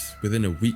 But this next case we're looking at nearly took a decade longer to unravel, and the person at the center of it had millions of people defending him the entire time. I'm not happy Here we go. until every aspect of godhood is like torn away, and there's only one god, and that's me. William Peter Hjelter, better known as Leffen, is a 30-year-old Swedish professional gamer who has publicly called himself the best fighting game player in the world. He topped the charts of Super Smash Bros. Melee, a fast-paced Nintendo fighting game, defeating top players like Mewtwo King, Armada, Mango, Hungrybox, and PPMD. And that's what made the community call him the God Slayer. His trophy shelf reflects this title as well. Leffen has 2 Supernova titles, 2 Get On My Level titles, Beast 5, CEO 2015, and EVO 2018. And he's been with Team Solo Mid since 2015. Now Leffen has over 329,000 followers on Twitch, 261,000 followers on Twitter, and over 187,000 subscribers on YouTube, making him one of the most followed players in the Smash community. On paper, he's pretty much the community's crowning champion, but off paper, he's its long-running problem child. The story starts in February of 2013, when 18-year-old Leffen was handed a year-long ban from competing in Sweden. Now that detail matters, because for years, his main defense was that all he did was teenage behavior he'd grown past. But the ban didn't stem from a single incident. It came from 2 years of documented behavior. Players say forum posts, evidence.zip, and collected testimonies from people who've been targeted by Leffen since 2011, which was eventually put into a single compressed file called evidence.zip. And it was kind of like a school bully case file, filled with different accounts of Leffen's mischief in the past. Now for the longest time, this file was kept private, because the people behind it didn't want to publicly embarrass Leffen. They were only trying to document enough evidence to justify removing him from their seat. Now on February 9th, 2013, his existence was finally broadcast in a Smashboards post, but only part of the testimonies were released. Now Smashboards is the main online forum for the competitive Smash community, and the post was co-signed by Armada, one of the top ranked players in the world at the time. It's Armada, okay? It's not Armada. It's Armada. Don't disrespect my boy Armada. The evidence.zip laid out 8 specific things Leffen had been doing. First, he made new players feel so unwelcome and demoralized that they stopped wanting to participate altogether. The document emphasized on how he would tell new players that they were terrible and would scream at them while they tried to concentrate on their game. He also spread false rumors, specifically telling people that certain players were known as liars and thieves, when that simply wasn't true. Now the document also showed how Leffen mocked people's medical conditions and disabilities, and targeted them specifically to make them look weak, stupid, or incompetent in front of others. And he also also took private personal information about people and stretched it into something worse than it actually was, and shared it around to damage their reputations. Now still on the list was his habit of showing terrible sportsmanships at tournaments. He did this by constantly talking badly about people behind their backs in order to stir up drama. And he also turned people against each other. One other highlight was how often Leffen simply bullied people in person. He'd, for example, quietly manipulate situations so that specific people were left out of group trips, practice sessions, and community events. And then the excluded people never even knew why they stopped getting invited. Now, each of those 8 points came with documented examples. One of these examples involved a Swedish player named Rocky, who had a hearing disability. Now, Rocky once mentioned his condition to Leffen on Smashboards. Then, in Leffen's public response, he wrote, "We aren't all socially disabled like you." Now, Rocky also testified that during their first in-person interaction, Leffen teased him by mouthing words at him silently. And he expressed that it always felt like Leffen was scanning people specifically for their most vulnerable point and then used it against them. My first interaction with him was that I told him, oh, hey, I'm kind of having a really bad hearing issue. What he did in reaction to that was basically making fun of me. Like he said, oh, but can you hear this? And then he tried mouthing words. It really always felt like he was focusing on my shortcomings as a human being. Another target was Mike Hagar, another Swedish player in the scene. Leffen had written 2 separate public posts about him, and both were documented in evidence. Yeah, this guy hated him so much. Like he's a Swedish commentator, and like every time he had to commentate a Leffen match. This guy was just like zero interest. Zip. The first read, "Honestly, I wouldn't take any advice from you if you were the last person on earth, since really you're terrible at everything I value, whether it be mental health, social life, Smash, school, being fit, commentary, work, or simply not being as ugly." Now the second tone was different in tone, but worse in content. Leffen wrote publicly that Mike placed last in team events without winning a single game, and he also mocked him by saying that he burned himself on paprika so bad that he had to leave the tournament and his dad had to get his things. Now Leffen wrote that he still couldn't stop laughing about it, and these posts were written on a forum where the entire Swedish scene could see them. And there was also the road trip incident in 2012, where Leffen provoked a group of players who were traveling for an event. And one of them attested that Leffen went as far as deliberately keeping me awake at night and trying to sabotage our journey. Not only did he make sure to switch on all the lights in the RV, but he also made sure to keep the volume turned up so high that when the alarms went off, no one could possibly hear it over the noise. Now this attitude led to physical altercations between Leffen and the group. And after this incident, Leffen would go on camera 8 years later, on July 2nd, 2020, in the heat of the misconduct wave, to claim that he'd been physically attacked by the Smash player. Leffen said that he was struck 8 times in the altercation that occurred on the trip. I was playing Smash and he wanted to go to sleep. His alarm didn't wake him up, and took about 8 times before someone said anything, and no one really said anything. However, multiple testimonies from people who witnessed the incident claimed that this was a lie, because the fight had involved 2 slaps at most, and had never escalated beyond that. Now apart from that, there was the matter of Genesis 2, one of the biggest Smash tournaments in the United States. Now Swedish players organized a road trip to attend, but Leffen wasn't actually invited because he wasn't 18 yet. And in response to that, he wrote a public post attacking the people who had excluded him, saying, "I think that the 18 argument is horrible. I don't really see how people who failed or dropped out of school, people who have huge debts, not enough money to afford food every day, yet refuses to search for a job, and people who have declared mental illnesses are so stunningly mature." Now these were only samples of the dozens of documented cases in the evidence.zip, so it wasn't something that could just be easily contested. And so in response to these stories coming out, Leffen posted an apology message in March of 2013, 2 months into his ban. And in his tweet longer, he said, "I want to try to explain myself. Mind you, I'm not trying to excuse anything. The reason I started being a jerk to people in the first place was because for over 2 years now I've been suffering from serious depression, dark thoughts, and various anxiety issues." Then he added, "The people behind the ban have requested me to confess everything I've done, which I honestly cannot do, because I simply do not remember every little thing I've done during a time of my life that I'm trying to forget." Still, Leffen decided to apologize to Rocky and Mike, as well as everyone he defended with his attitude. Now Leffen served it for a year, and when he returned in early 2014, he started winning major tournaments. And by 2015, he signed with Team Solo Mid, or TSM, a top esports organization based in the US. Now the community was still tense with Leffen's presence. However, his brand endorsements provided a solid platform that was large enough to drown out the criticisms. And over time, the issue kind of died down. Then came the summer of 2020, and Leffen entered the picture when Zero's case sprung up. the same Zero that we discussed earlier. Now he added his own stories to the ones put forward by both women, especially Jisoo, who'd accused Zero of showing her explicit anime when she was young. And rather than waiting to see whether Jisoo's claim held up, he moved quickly to publish 2 separate allegations of his own about Zero, both of which attested that Zero had shown people explicit anime in his presence. Now some concerned users told Leffen that his input could do more harm than good, since the facts weren't confirmed yet. They warned that Zero had expressed that he'd struggled with depression before the controversies even came to light, but Leffen responded that being depressed shouldn't excuse bad behavior, and so he continued his agenda against Zero. Now even when Zero took Jisoo to court, Leffen signed a sworn declaration of his own version of the events, to help her fight against Zero. Now when the truth finally came out, it was discovered that the Japanese fans were adults, who'd asked Zero for the content willingly, and that Jisoo's claims were proven in court to be false, and she was forced to take everything down she tweeted about Zero. Now at the end of the day, Leffen's allegations turned out to be false, but Leffen himself never made a comment on how he'd used his platform to push the issue. He only made a comment after Zero had attempted on his life, where he simply wished him a quick recovery from the ordeal. Now following the July 2020 things, Leffen faced another slap in the face in December of 2020, when a documentary called Metagame, which was centered around Smash players, gave some of Leffen's victims a chance to finally speak publicly. Now Rocky described his experience on camera, and others finally shared their thoughts about Leffen. He got banned by an entire country. His trash talk was different, to be honest. It was... This guy was so salty, bro. Okay, so this is a documentary, like a fan made by like the community.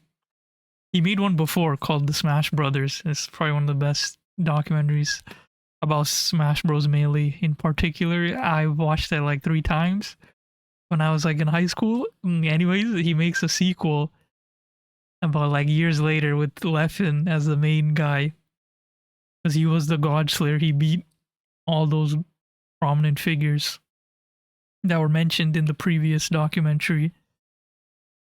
And he got so butthurt and salty that they were like talking so much shit that he told the dude, he was like, no, you can't upload that. No, you have to run it by me and then you can upload it. So this guy literally had to like cut all the shit talking. And brotherly. He went very, very personal with a lot of people. And for the first time, a wider audience was hearing what evidence.zip actually contained. And that same night, Leffen took to Twitter to dismantle the accusations. He called it a conspiracy and suggested that the footage was fabricated, and implied that evidence.zip was written by a single person during a manic episode. And according to him, that person was the professional player named Hax. Now Hax is one of the most important names in the story. He was a top player in Super Smash Bros. Melee and one of Leffen's most persistent critics. Now the pressure from Leffen's persistent Twitter posts forced Samux, the filmmaker, to censor future broadcasts, and so the parts where Rocky and other Smash players had spoken out about Leffen were cut out from the documentary. Then on June 30th of the following year, a revised metagame episode was released, and it was framed as a featured episode and contained 30 minutes of Leffen's own account, which totally discredited everything concerning evidence.zip. But in 2021, Hax released his own 2.5 long video titled Evidence.zip 2 Reupload, which was a methodical breakdown of what he believed was Leffen's deliberate manipulation of how the media covered the community. Hax argued that the media had been portraying Leffen in a positive light, and that the community was accepting that portrayal without knowing what was underneath it. Leffen's sponsors have made it seem as though he's a cheerful and positive role model. This false narrative is amplified by interviews with other community members who know nothing about the truth either. Hax also explained his direct involvement in the circulation of evidence.zip. I'm the one who compiled the document with Leffen's Smashboards forum posts, which is why some people think I created evidence.zip. I didn't necessarily create evidence.zip, because other than that, I was just another person who testified. Now this video eventually led to Hax's ban from the Smash scene in 2021, and this ban was indefinite and was signed in a document by multiple tournament organizers, who accused Hax of offenses ranging from bullying and defamation of Leffen's character. Now Hax of course fought back by submitting an appeal for another ban on Leffen in January of 2024, and around that same time he leaked all of the 2013 evidence.zip testimonies. Now prior to this, only a few accounts had been made public, but everything concerning Leffen, which had been saved, compiled and compressed, was now publicly available for anyone to read. However, this surprisingly didn't change anything. The ban appeal went nowhere, and Leffen remained in the scene, and he's still today competing and still maintains his winning streaks. And he also retained his Twitch following, sponsors, and TSM contract. Meanwhile, evidence.zip is still out there, filled with named victims. Now in this next— Oh, he doesn't say, okay, he's scared, huh? He's scared. You scared to say what you should say, Mr. YAPMASTER? He doesn't. He's scared. I mean, I don't want to say it. I mean, is he ever gonna see my video? Do I say it?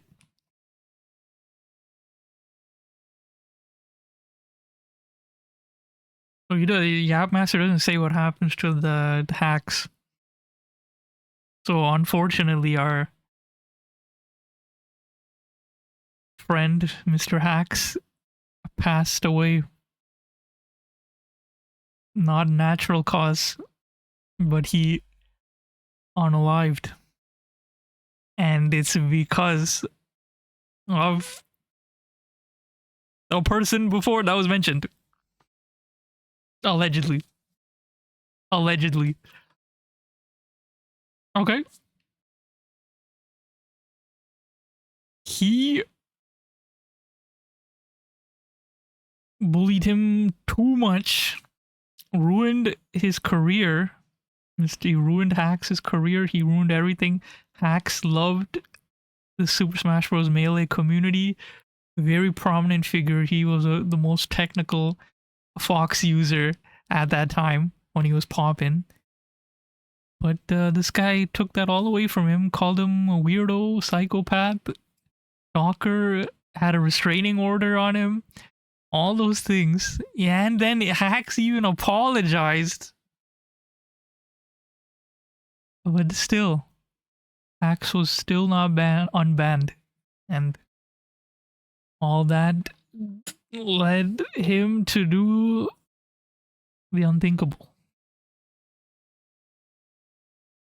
This person was a yardstick of petty crimes, and I don't know why he's talking about this guy. He's not part of the Smash community. Low tier God is not part of the Smash community. He never was. Why did you put him in here, bro? Like, this should not be this long. If you just... Like, is this whole thing about him only? Oh no, there's another guy. Oh my god, bro. This video should not be this long, man. It actually should have been like an hour. I'm pretty sure this should have been like an hour, and it should have ended now. An hour 25. sharp tongue made him a hated figure, but in a very comical way. Your life is nothing. You serve zero purpose. You should kill yourself now. It was August 3rd, 2016. The infamous A-tier God of Losses. Funny. This gamer and streamer, Dale Emmanuel Wilson, popularly known as Low Tier God, or LTG for short, had just finished issuing a public challenge to the entire Smash Bros community. He was already known for his foul mouth. You're gonna stay on my until you die. You serve no purpose in life. Your purpose in life is to be in my stream sucking on my daily. And for raging off mid-match when things stopped going his way. So laggy, I can't even play. Why do bro play video? Bro, get the... Low Tier God declared in a tweet that no one in the Smash community could beat him in a set, which is a gaming term for a series of matches. Now the statement was of course provocative and impossible to ignore, prompting the Smash player... Oh yeah, I remember this now. Yeah, Anti cooked him, bro. Oh, I can't wait for him to show the footage. Anti literally cooked him in Street Fighter 5.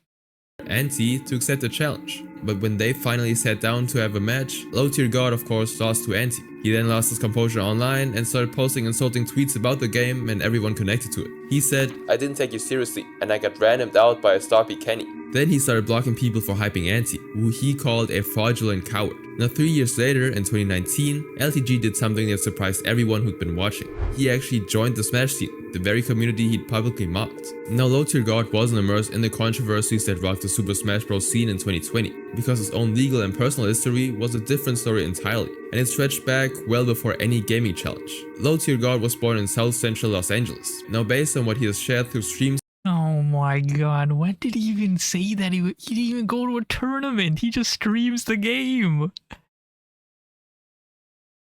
But when Ultimate came out, this guy was playing that game non-stop and he was so bad at the game. And he was just getting cooked left and right. Like, people were intentionally stream sniping him to cook him. And then he would get cooked and then he would just rage quit. Bro, his block list freaking maxed out. Every person he lost to, whether it was during quick play in Smash Ultimate Online or getting stream sniped, he just blocked them. block, block, block. And then he literally maxed out his blocked list. Like, this guy was the biggest complainer of all time. Any fighting game he played.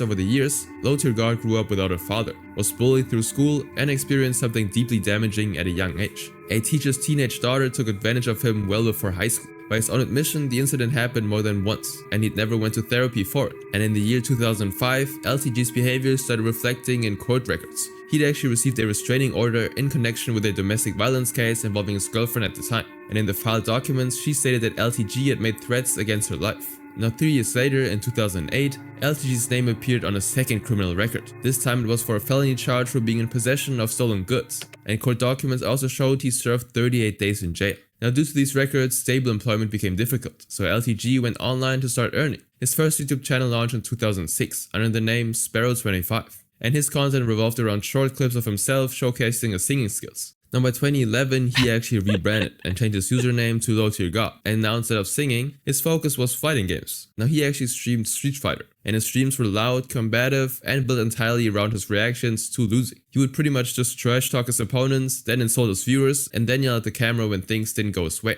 And the fighting game community noted, but not in the way he intended. He actually became somewhat of a joke, instead of a threat. Now the incident that first defined him publicly became after a loss during a stream. Low-Tier God stared directly into Yo, I wouldn't even say it was this, because even before the Smash era, this guy would say the most insane fried, like, his brain was like a freestyle rapper, bro. Like, someone would diss him in chat and he'd be like, yeah, I'm trash, just like how your mom's trash. And then he would just come up with a whole story of him doing things to this person's mother. And then that theme of him doing things to people's mothers became the joke. He would see him get dissed in the chat. Someone would make a joke about him, and then he would right away be like, yeah, that's why when your mom came to my house, and he would just, I can't even say what he says, but it's the most insane foul stuff ever. And then it all accumulated to this one moment. his camera and told his opponents that their life was worthless, that they deserved zero purpose, and that they should end their own existence. Your life is nothing. You serve zero purpose. You should kill yourself now. And he didn't apologize or address it. He just continued streaming afterwards. Then came the Broly Legs incident, also in 2014. Michael. Oh yeah. Bro, this guy is golded, bro. Broly Legs? I was jealous, bro. So he obviously, as you can see, he has a disability. This guy was like a crazy. First of all, he played Chun-Li. Chun-Li in Street Fighter is a charged character. What that means is you can't really mash. You know, people who don't know how to play, they just be mashing. You can't do that with her because of the charge character. I'll show you for example. So to like do a move, you have to hold back. You hold back and then forward and then press like punch, or you hold like down, hold down, and then up and then a kick. They have like a kicking move. So that's like already complicated. So you doing combos and stuff. Well, this guy's using his mouth. This guy is using his mouth and playing Chun-Li at a high level and cooking mans. And you know who he cooked? Low-Tier God. Otherwise known as Broly Legs, was a competitive Street Fighter player who controlled his game with his mouth because of a physical disability, and he'd actually been ranked the #1 Chun-Li player in Ultra Street Fighter 4 from 2013 to 2017. Now Low-Tier God and Broly played their match online. Hey yo, why are you censoring that, man? I'm trying to see. Wait, why are you actually? This is how scared you are of YouTube, bro. I can literally type in Street Fighter 5. I can probably find this clip that he's using, and it's not censored.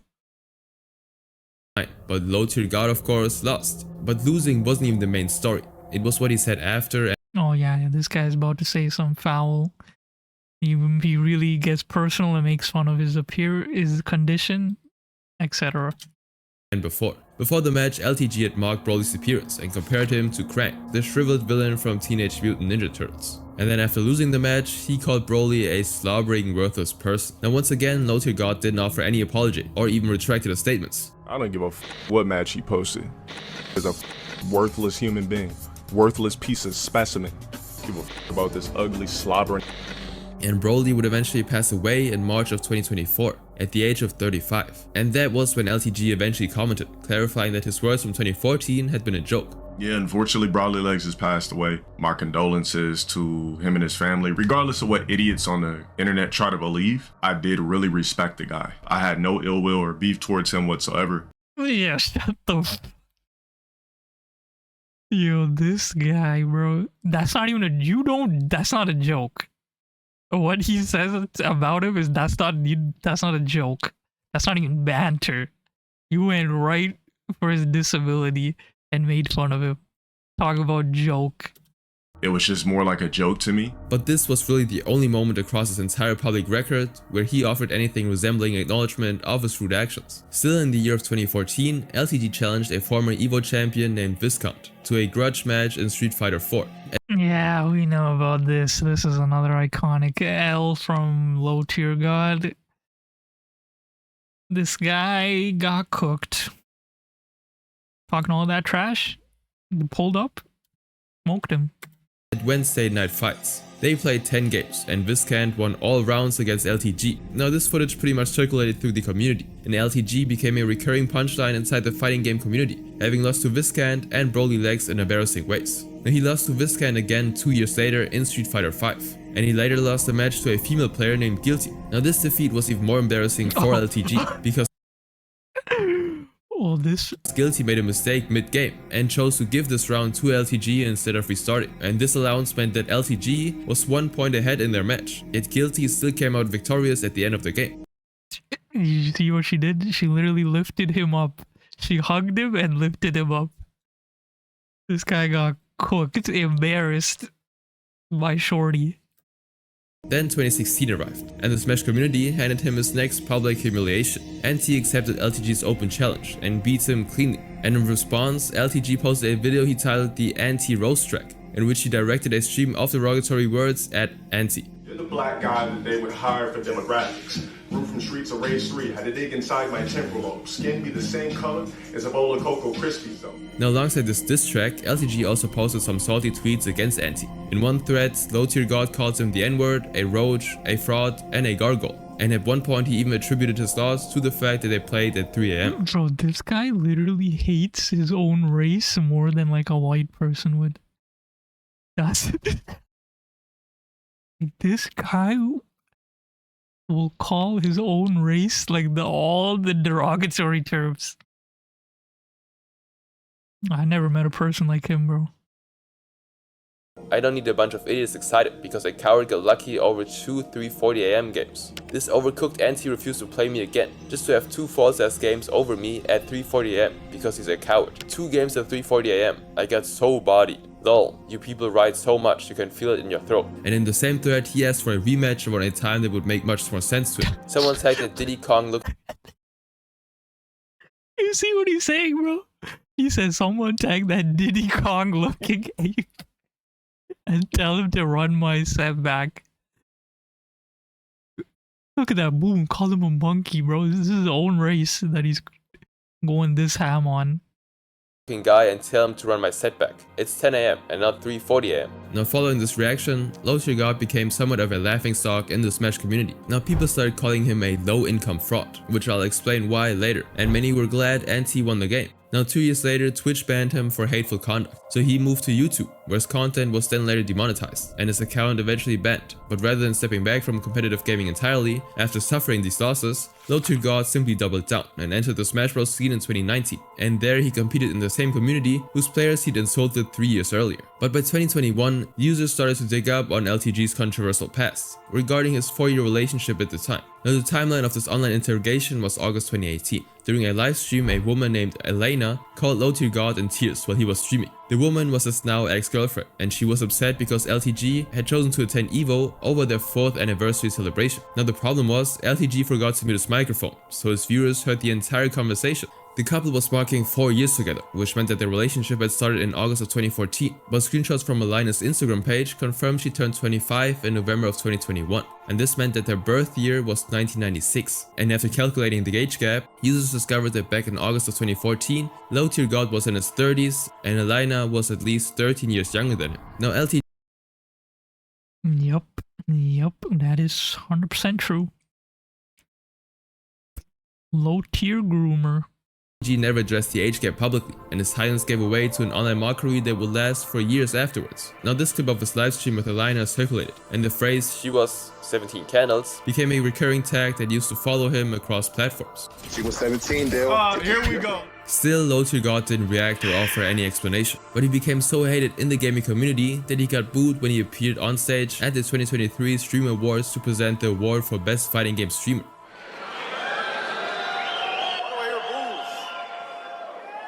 Why do I hear boos? I hear a lot of boos. And this viral moment is pinned on his TikTok account for all to see, along with some other self-glazing videos. Now he returned to Twitch in 2021, was banned again, and the cycle repeated. By 2024, he'd been banned from Twitch a total of 5 times. And still in the same year, Low Tier God faced another controversial issue. In July, a California lawyer operating under the name Meth Bear published court documents on X from the Superior Court of California, Los Angeles County, which revealed that Low Tier God had signed a voluntary declaration of parentage, which was a legal form through which a parent formally acknowledges a child. Now the document named him, Dale Emmanuel Wilson, as the parent and established a court-ordered monthly child support payment of $998. Now the child, whose identity was kept private, was 10 years old at the time of publication, and this document revealed that Low Tier God had a child somewhere that he wasn't acknowledging in public. Now this post gathered over 2 million views, while Low Tier God didn't deny it and only blocked the account. However, this revelation will lead to another discovery much later. In June of 2025, the child's mother, identified as Rose, addressed the matter on a livestream. She stated that Low Tier God was behind on his payments and owed $2,000 in unpaid child support. And as usual, LTG made no public response, which is why some people call him low income fraud. As of now, Low Tier God operates a Twitch channel with close to 300,000 followers and a YouTube page with roughly 17,000 subscribers. Now no criminal charges are currently pending, and only the restraining order from 2005 and the criminal record from 2012 remain the confirmed legal actions on his record. Now Low Tier God's damage mostly lived in words and missed payments, and his worst moments pretty much are online. On the other hand, this next person didn't stop at words. It developed into a full mental cycle that threatened the lives of half the Smash community at large.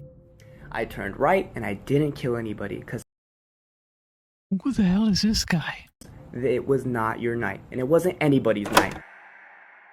It was November 25th, 2017. 20-year-old Jacob Johnson, or JK for short, was a top contender who'd ranked first on the Las Vegas Smash 4 power rankings, when he suddenly faced a halt in his competitive career. That night, a group of Smash players gathered at a local tournament venue in Las Vegas. Among them were Charlie Daking and Technicals, and after the tournament ended, JK approached the group and invited them to dinner at a restaurant. They declined though and headed toward the parking lot, and what happened next would permanently change JK's standing in the community. According to multiple witnesses, JK got into his vehicle and sped toward the group while they walked through the parking lot. Now the group barely managed to jump out of the way, and in response they immediately confronted JK, claiming that they knew it wasn't an accident. Now JK immediately admitted that he tried to hit them on purpose. He told them that he didn't care if the crash had killed him or any of them in the process. And so within 24 hours, Las Vegas tournament organizers banned JK from attending tournaments in the area indefinitely. And 2 days later, on November 27th, he issued a public apology. In a statement, he explained that he suffered from multiple mental illnesses such as chronic depression, ADHD, bipolar manic disorder, which may have been the reason why he acted that way. I'm seeking help from a professional and have a psychiatric appointment. Sorry for all the stress I caused. Now this was super random. Tournament organizer Sean Regan reviewed JK's apology and found it insufficient. JK hadn't directly addressed the people he tried to run over, or taken full responsibility for putting their lives at risk. Sean believed that JK never truly saw the need to. We need to message every single part of the party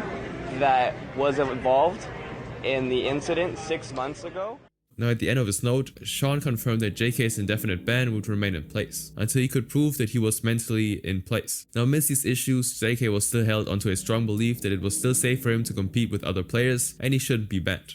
And for me, I feel like I'm completely safe with everybody in this room However, he eventually stepped away from competitive Smash to focus on his treatment. JK stated that once he rehabilitated, he would return when the community felt comfortable with him attending tournaments again. And for 7 whole months, JK did stay away from competitive play, and during that time, he provided evidence of treatment to Las Vegas tournament organizers. And then on June 9th, 2018, the Las Vegas backroom held a meeting to determine whether JK was fit to return, and all parties voted unanimously to lift the ban. And with that, JK was suddenly back in the scene, although it wouldn't last long because some players were still not in support of the reinstatement. Among them was Technicals, one of the players JK almost ran over at the Las Vegas tournament in November 2017. You see, Technicals, as mentioned earlier, is a YouTuber who posts news and happenings around the Smash scene, and when JK's ban was lifted, he reacted to it on his channel on August 18, 2018, and he wasn't happy. We're talking about whether, you know, he belongs, has he really changed, and was the Vegas community right for letting him back? In response, JK posted an apology video the next day. And it wasn't anybody's night. But you know what, Tech?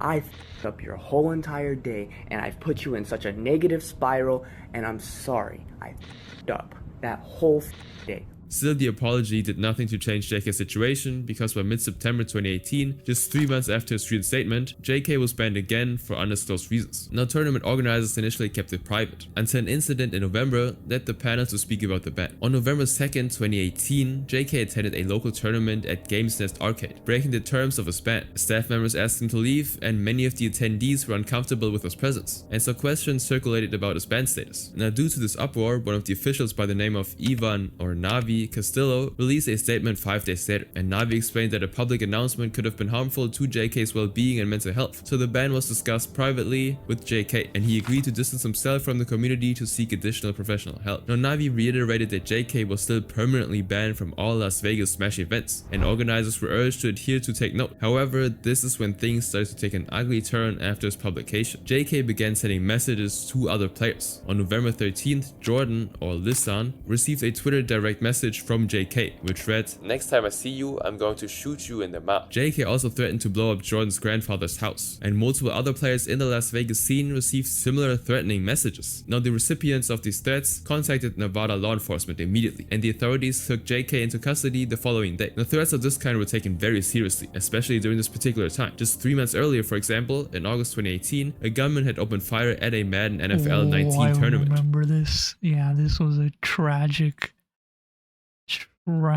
incident in Jacksonville, Florida, killing 2 competitors. The shooter, David Katz or Brett, had returned to the venue with a gun after losing a match, and so esports events across the globe had tightened security in response. And with someone as unstable as JK running wild, the Smash community had to act smart and fast. Now, national tournament organizer Bear spoke publicly about the situation. He revealed that in September 2018, community leaders held an intervention with JK after learning that he'd attempted to voluntarily leave the earth multiple times, and that they'd done everything they could to keep him safe, while keeping the community safe as well. But the threats changed the calculation entirely, and so on November 14th, it was confirmed that JK was in custody with authorities. He received a lifetime ban from his local competitive scene, and as of now, details of any criminal charges or convictions have not been made public. But JK's socials remain frozen in time. But this next one led to eventual losses, figuratively and literally. The King County Sheriff's Office, they are investigating this as second-degree murder, and a warning to our viewers, some of the details in this story may be disturbing to some.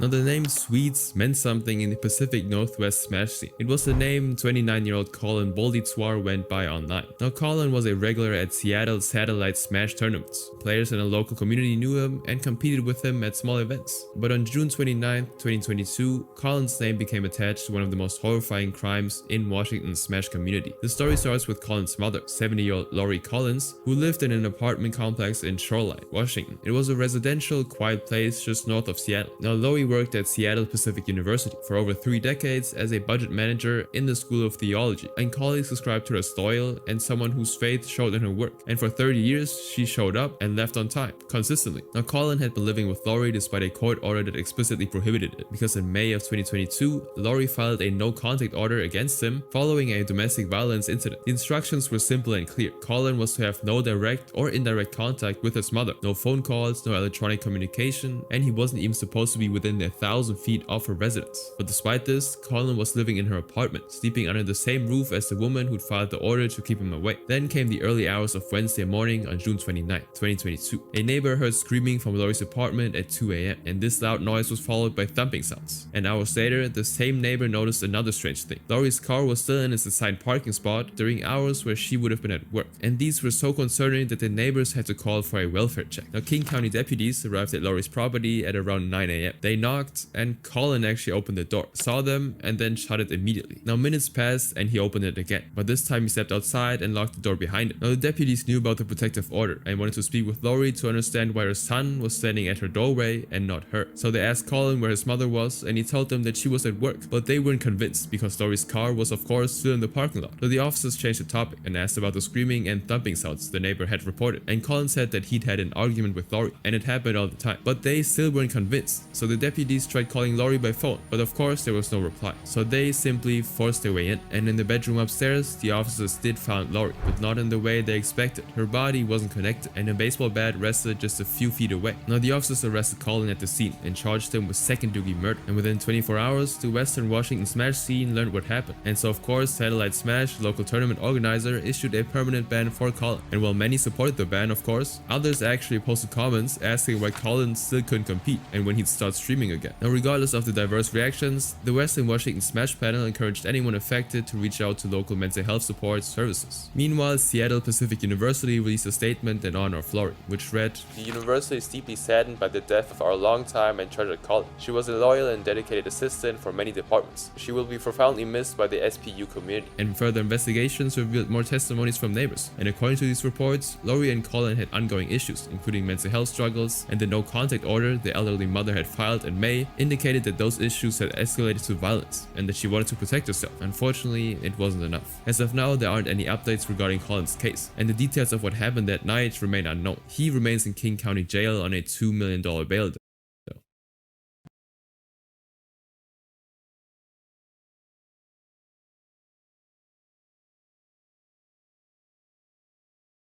Finally, it's done. Oh my god. Y'all had to add the Mr. Evo, Mr. Wizard, and Low Tier God just because he joined this Smash community. And then these two, I don't even remember. I never heard of these two end last stories. That was a long one. Pause. Insanity, bro. I mean, he covered everything. Not gonna lie. I'm surprised the Smash community people aren't in here.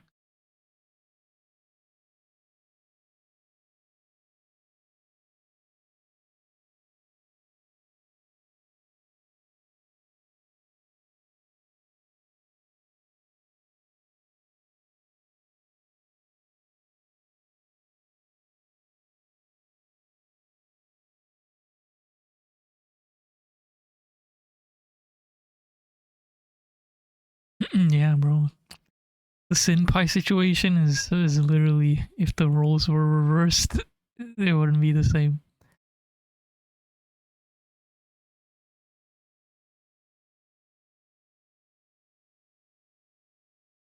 Rest in peace, Hacks. See? If you know, you know.